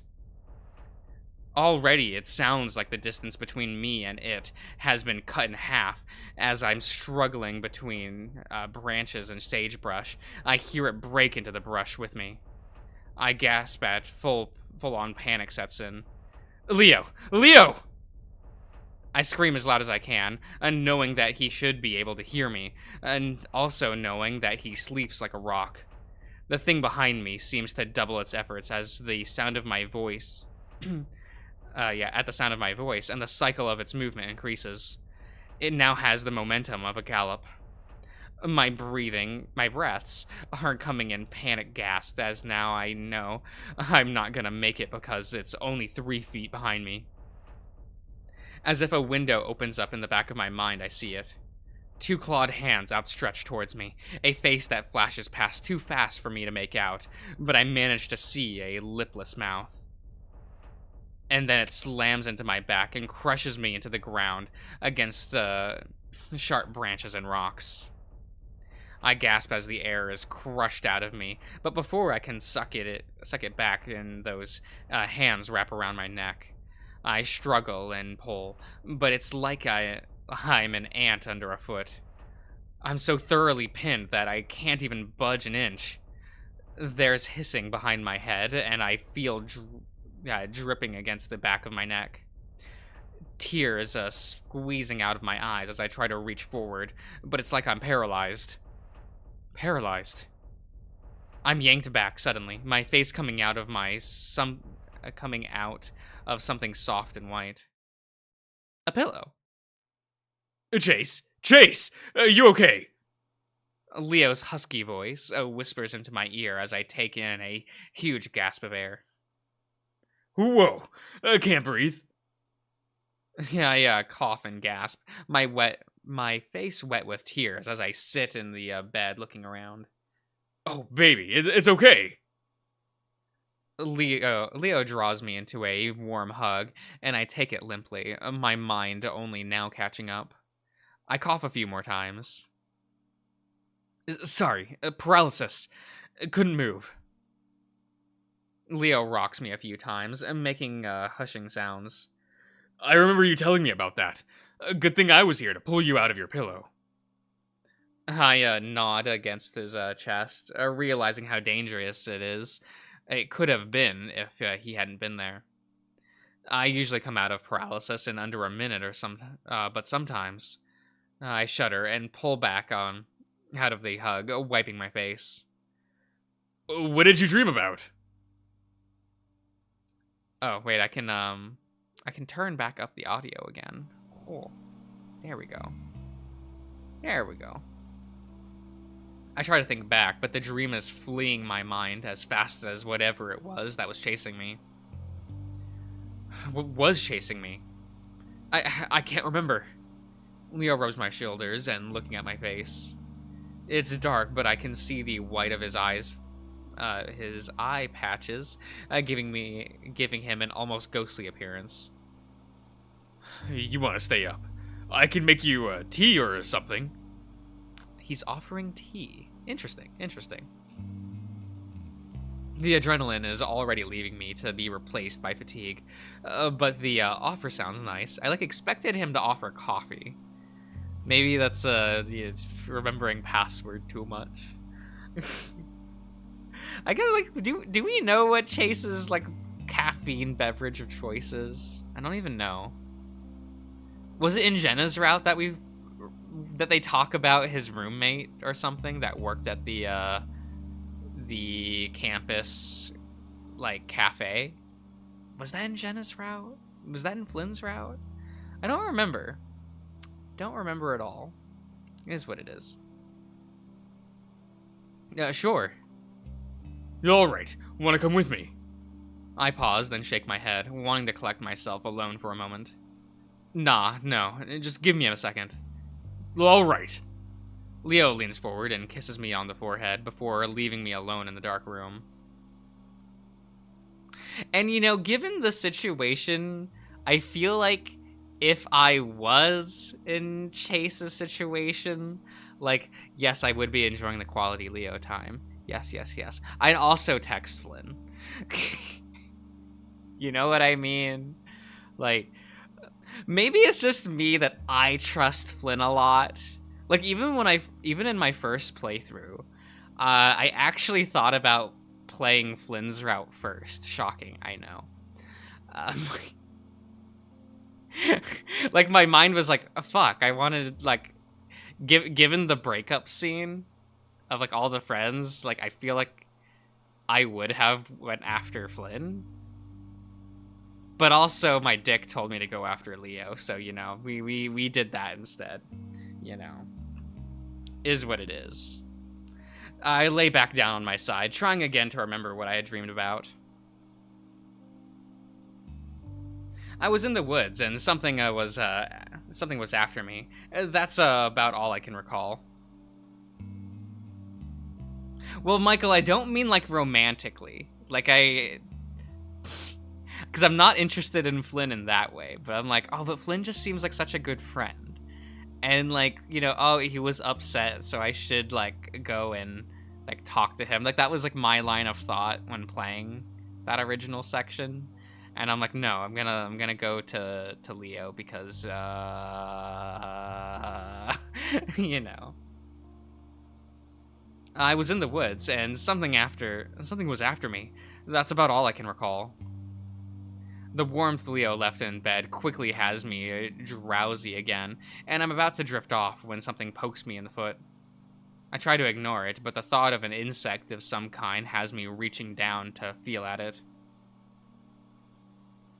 It's hard and crackly, whatever it is, and when I pull it up, I find a dead leaf. Frowning, I pull back the sheets, and there, clinging to the fabric of my fur, is dirt and leaves. That's fine. You know, you were out at the concrete bleacher things. It's fine, and you didn't shower after the sex, so you know it's fine. We're good. It's fine. It's fine. Leo wakes me up early the next day, telling me he had to settle some stuff with his dad at the shop. I don't get much of a chance to ask why or for how long before he's out the door, yelling something about food being in the fridge. I immediately fall back asleep, though, and when I open my eyes again, it's 2 hours later. Leo texted me half an hour ago. Oh, still at Pop's shop, but be back soon. I think. I swallow back down the lump of dread in my throat as I remember the text messages. I didn't want to confront him, not one bit, but I can't just let it sit. Something has to be said before I leave. I lay around for another 20 minutes before grabbing my phone and browse a bit. That's when I realize I hadn't charged it last night and my battery is at just 25%. I groan and throw an arm over my eyes. One day left to do the project. I'm so far behind, though, that I'm not even feeling any anxiety about it at this point. I just resigned. I should have known better, really, that I wasn't getting anything done with Leo around. I stare at the wall for a while longer before I force myself up. No use lying around. I might not be making my best project, but it didn't mean I couldn't do a few things to make it less terrible. Food momentarily crosses my mind before I shrug it off. I never been a breakfast person anyway. Yo, same! As soon as I leave the house, I notice things are a bit off. Firstly, it's dead quiet. Usually there is some kind of drone, usually the wind or the plane overhead. There's usually something. Usually the train sound in the distance, but we're not even getting that today. No sound of birds either, and those were always chirping in the morning. I stand in the doorway for a bit, feeling a vague sense of tension, electricity in the air, something building. I shake my head, feeling dizzy. That dream last night had fucked me up in all kinds of ways, so it's not surprising that it's probably still messing with me. I'll be glad to be gone from this place tomorrow. Oh, he thinks he's leaving tomorrow. Some rustling next a door draws my attention, and I see Kudzu carrying a set of clippers, walking across his front yard. I open my mouth to say hi, but I hold back, feeling self-conscious. His brooding nature was a bit intimidating, and I don't know if he's the kind of person who expects a greeting or not. I'm not left to wonder long, though, because he spots me almost immediately and raises a hand. Morning. Oh, hey there. He grunts before setting his attention on a bush in front of him, sizing it up. I stand there awkwardly for a bit longer, wondering if that's the end of our exchange, but he speaks up again. Leo take off. He nods his head at the empty driveway. Oh, yeah, earlier this morning. I look down from the porch and walk over to the edge of Leo's lawn, so he doesn't feel like we're yelling at each other. It's not something about having to take care of business with his dad. I see. Kudzu stops trimming and looks up at me before smiling. You can come to on my lawn. It's not like I have an electric fence or anything. And looking down, I see that I'm towing the edge of his immaculate lawn on Leo's side, looking like a little kid. I blush before stepping over to crunch along the tan-colored gravel he had set out. It's weird how nice it all is, especially compared to the shitty trailer sitting in the middle of it all. If he has an Adobe-style house, the place would be southwestern perfection. This all looks really nice. I guess gardening is your hobby. Second best boy, excuse you. Second best boy is in this route, and we do get to see him later in a minute, you know. This all looks really nice. I guess gardening is your hobby. Thanks. Kudzu snips at the brush rather aggressively. I like it. It's what I do most of the day. The raccoon moves to the side of the bush, examining it. It's peaceful. He gives the bush another snip before resting a hand on his hip while he lets the clippers dangle in the other. But not at his best version. Look. Look. He's got a tank top in this version. And it keeps you in shape. I can't argue with that. Although he's skinny, the muscles showed through his fur on his arms. He's probably the most in-shape guy I've seen in Echo. I realize I'm staring and quickly snap my eyes back to his, but he's already smirking. I worry he's about to point out that he's caught me, but instead he gestures at my camera bag with his clippers. Gonna do something for your project. Yeah, I need to get a bit more film before I leave tomorrow. The slender raccoon wipes his forehead with a forearm. Anything in particular? I think. Not really, just old stuff to show the town's age. Kudzu sticks the clippers into the ground, looking up as he seems to think. I know a few things. You could go to the old school. Yeah, was headed there, actually. And then there's the ruins next to the lake. Yeah, was gonna wait for Leo to drive me there later today. Brian is ugly in Echo. He do be. I'm not saying that he isn't. But you know, it is the Brian that started it all. So you know, he gets credit for that. He gets credit for that. Other than that, there's an old rusted pump up the road, and I don't know if that's actually from Echo's early days. It couldn't hurt to look. Where is it exactly? Kudzu points over my shoulder up the road. Down past Duke's house, right before the convenience store. It's kinda hidden back in the brush, but I can take you there. Oh, if it's no trouble. It's fine, I've got plenty of time to do this today. Well, alright, thanks.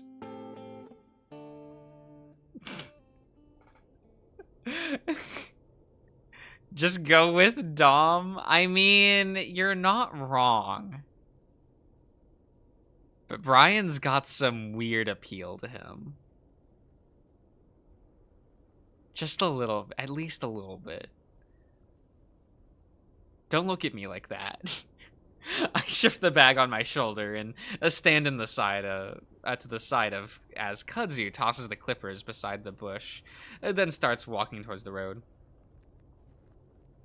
I follow him quietly, again feeling awkward under his no-nonsense attitude. So you and Leo getting along? Yeah, we're having fun.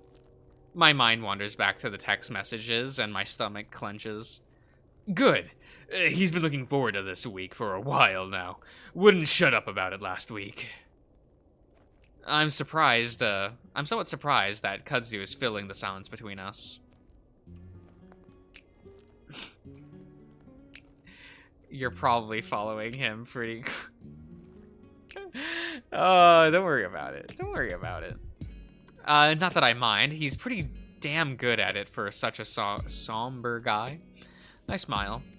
Yeah, that's Leo. He really misses our old pack. Or does he? Kudzu huffs a laugh. Wolves. I agree. Speciesist. Wolves. As we walk, I can smell the heavy musk coming from the raccoon, mingled with the scent neutralizer, evidence of a hard day's work. Okay. There's something special about hanging out with another musky creature. Chase, please. Chase, please. Chase! It makes you less self-conscious. So I know you hate Peyton, but don't you have to go back to work there? Back to work? Back in the day, had a job studying desert plants after college. Good times. That would definitely put him a step above most people living in Echo, where a high school diploma is a rare thing. I'm a clerk in the town hall, so no. I'm pretty much always here. Always? Do you have a car? Sold it after I came here. Wow, don't you have to get out to shop for food? Sometimes. I grow and fish for what I can, and the convenience store has a surprisingly good produce section. But otherwise, Leo gives me a ride once in a while. Ah, gotcha. Again, I'm curious about what exactly happened in Peyton. I'm gonna be gone by tomorrow, and I don't find the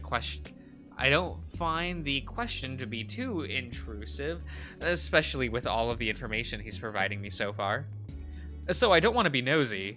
He lets out a statement. I let the statement hang for a moment, and Kudzu turns his head towards me. Then maybe you shouldn't ask. Damn. That stops me short, and I almost stop walking. I feel my face get warm even under the heat of the sun. I glance over at the raccoon, but his expression isn't accusatory or angry. It's just as neutral as it always is.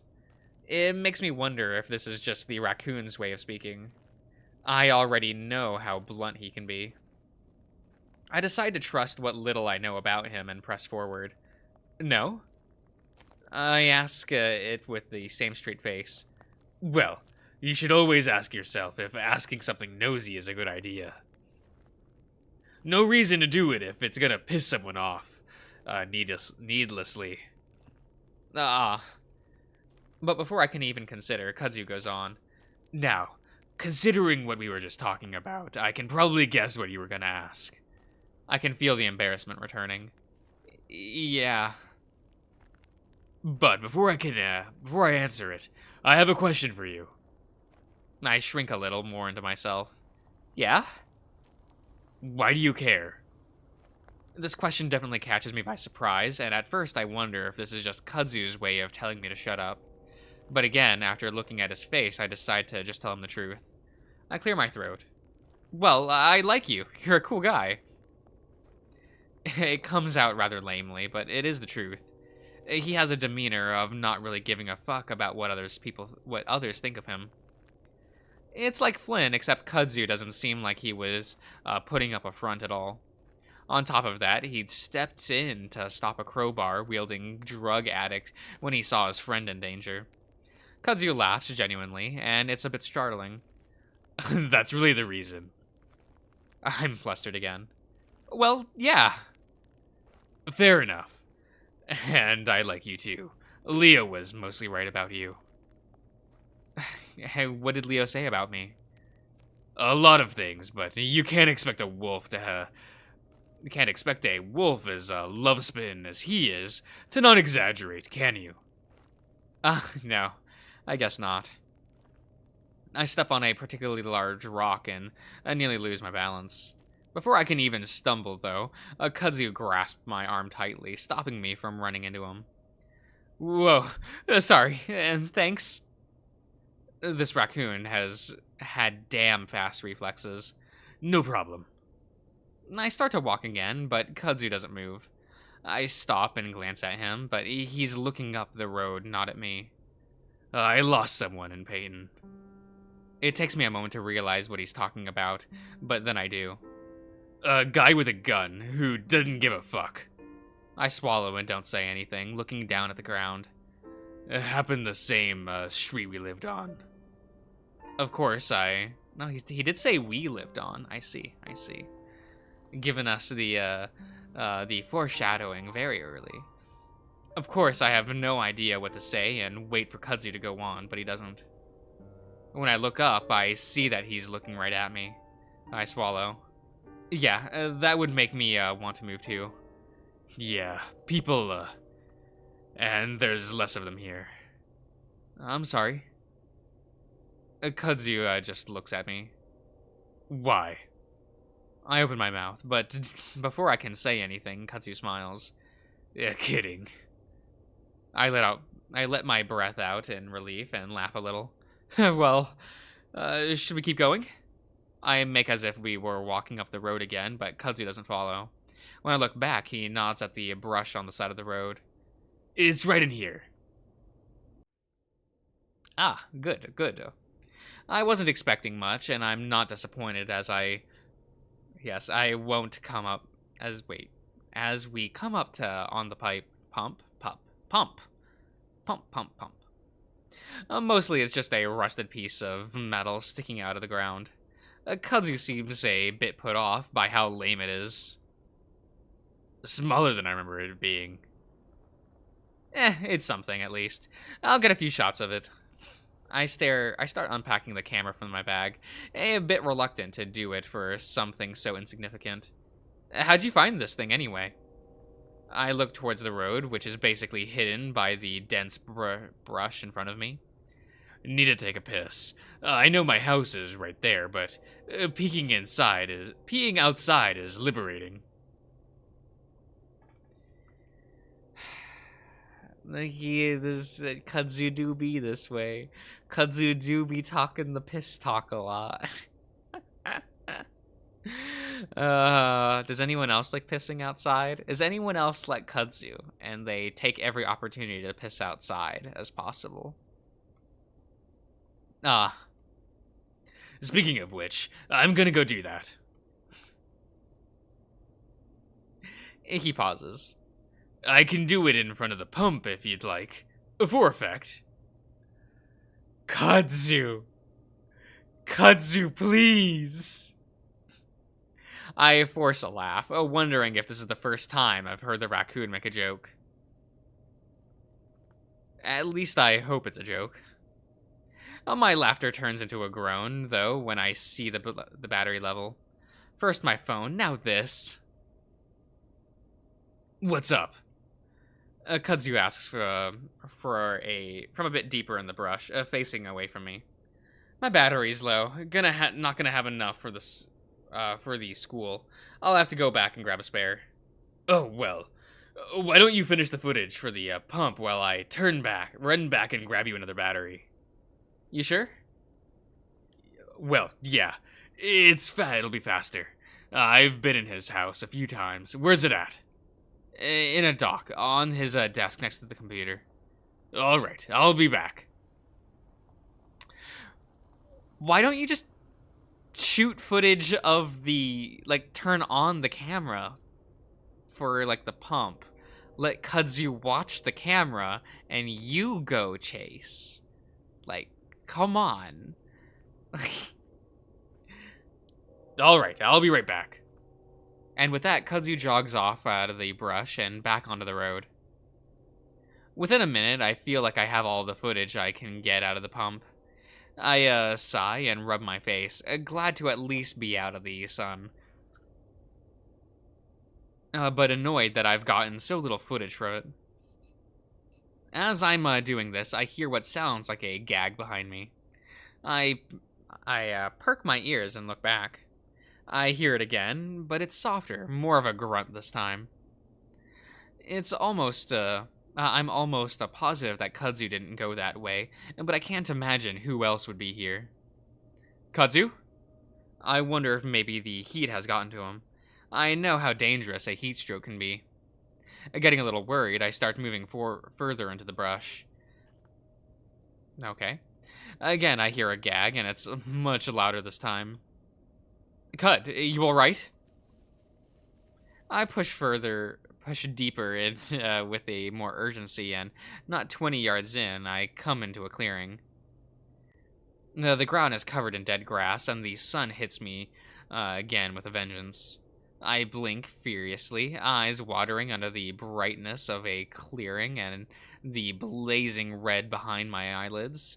After a few seconds, I am able to pry my eyes open. The first thing I notice is a peeling trailer to the right, pressed up into the trees. I have a vague memory of a trailer back here where a grumpy badger used to live. Straight in front of me is the meadow, is a dead tree with dead gnarled branches that twist up into the sky. The tree itself would be eerie enough, but it's what's under it that stops me dead. It takes a moment to comprehend what I see. Hanging from the lowest branch is a body, long and thin, em what emasc wait em wait emaciated down to the skeleton. Okay. I remained rooted to the spot, my mouth hanging open. Disgustingly, my mind immediately goes to the camera. I don't know why. Yeah, take footage right now. Good, good, good, good. It's not like that's a horrible breach of your content, like what you can and can't do in a school project. Yeah, showing footage of a dead body to the whole class. Either I'd get an A for being edgy, or I'd fail showing a fucking dead body. Probably expelled, actually. I feel my stomach starting to turn, and I'm finally able to take my first step back. And then it moves. It's a quick jerk. One of the skeleton's hands are reaching up what is this word? Spasmodically to its neck before slumping back down. With my eyes fully adjusted to the sun now, I recognize the color of the fur, the build of that skeleton-like body. Clint? On unsteady feet, I manage to stumble forward and reach out towards the ringtail, aiming to at least hold him up until I can shout Kudzu over for help. Somehow, though, he's able to spin and face me, his face an expression of mortified fury. His eyes are almost glowing with how bloodshot they are, and his twisted muzzle is covered in drool, leaking down his chin onto his chest. Get back! Leave! What, Clint? What the hell are you doing? I move forward again, but Clint lashes out with a foot, hitting me in the knee. Okay. That's when I see his torso and his toes and touching the ground at least barely. I stare in confusion and look back up to meet Clint's furious eyes. Fucking leave! Spit flies from his muzzle as I take a step back, completely at a loss for words. I don't... His bulging eyes move from mine to look over my shoulders, and his enraged expression melts, eyes growing wider. Slowly, I turn around, and my vision is filled with a mountain of brown fur. My eyes take a moment to to draw out and focus, and when they do, I realize that I'm actually looking at a bear. A huge one, even for a bear. Huge, naked, and carrying a long, thin branch that the bear stands in the direction I'd come from, grinning stupidly at me. Instinctively, I widen my stance. Oh, give me one moment. There we go. I widen my stance, eyes looking left and right. All reason has seemingly left the land of Echo, and now my brain is left to try and put the pieces of the crazy place together. You know, this is a spike in, well, I guess this a rather drastic tone shift right away, you know. I watch as a huge tongue sticks out from between the blubbery lips to lick at them, sliding slimily between the gaps of missing teeth. Once he's done with that, he breaks out into a grin again, those black lips shimmering under the sun. "This a friend, cat?" The weirdly high-pitched voice is about as startling as a sighs. I look back at Clint, who's still struggling to stand on his toes, clenching at the rope now. So finding a good switch back there, but now it's worth it. What if it's there's two of yous? The squeak that comes out of my muzzle seems to perk the bear's stubby ears, and he licks his lips again as he eyes me up and down. I should get going. Sorry about seeing. Words fail me as the bear takes a step forward, and I start sidestepping, preparing myself to make a run for it. The bear mimics my stance, and my stomach drops as I see him take another step forward. I change my trajectory and back away anyway. This time, he doesn't follow me, and just grins as he watches me move back into the brush. Clint struggles at the end of his rope, twirling around lazily as he tries to get a foothold. I get one last look at his face as he spins around, and I'm struck by his expression. For a moment, I'm 9 years old again, running behind the building on Main Street, probably from imagining foreign agents of some kind. When I hide behind a tree next to Clint's house, I hear the screen door open, and for several minutes I watch Clint breathing deeply into a rag. I'm too young to understand, but for some reason I know it's not good. When I finally decide to run from my hiding spot, Clint looks up, and we meet eyes. His are wide and wild, causing confused and hurt, just like now.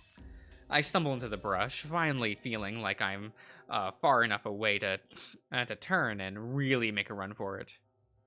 Kudzu is standing next to the pump when I get back, holding a battery. What? I grab his arm and yank him towards the road. Come on!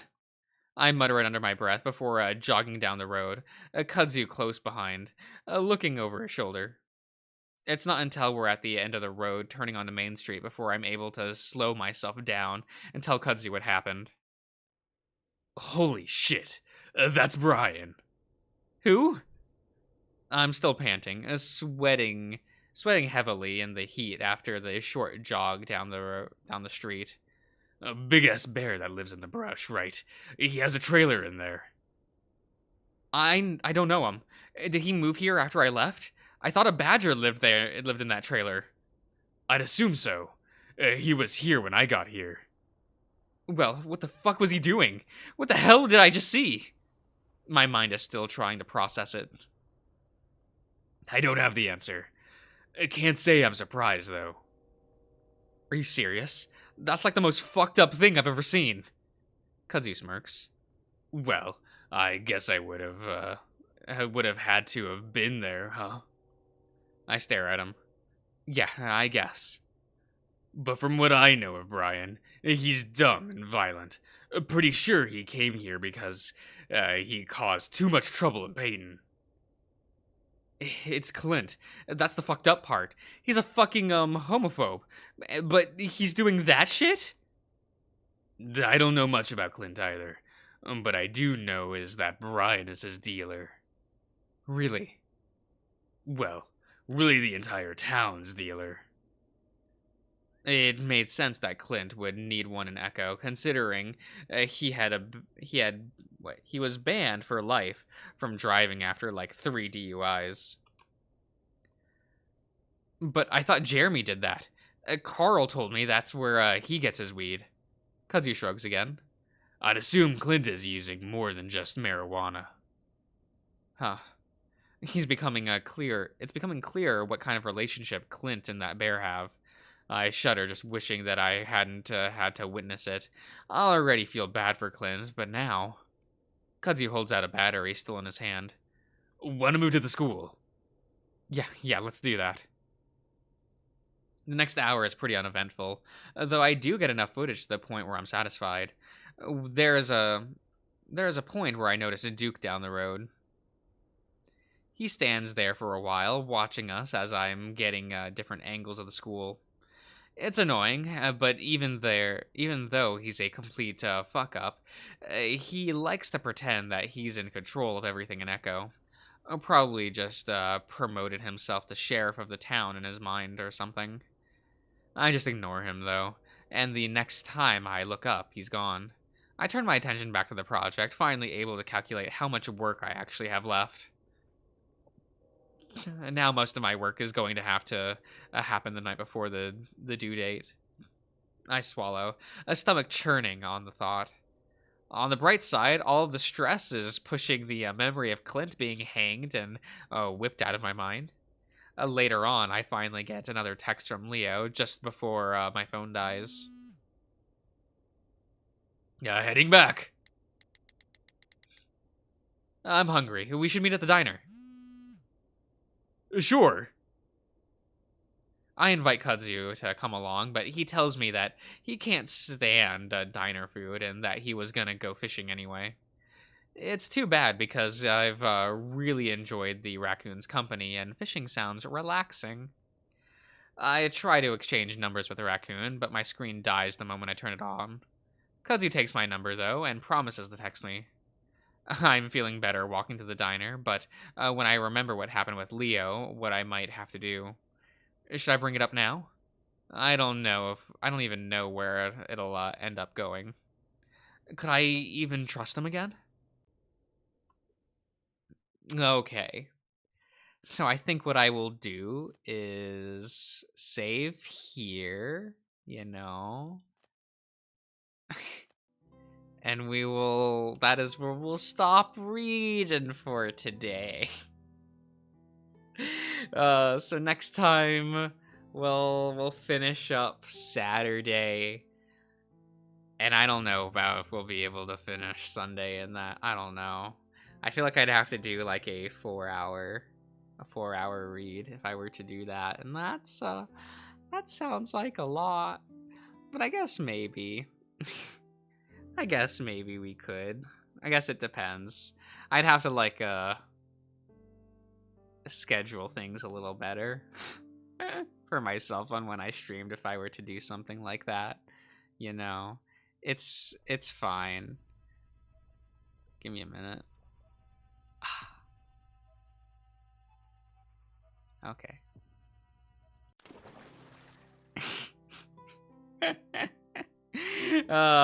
Anyway, I'll see you around, guys. I hope you've enjoyed.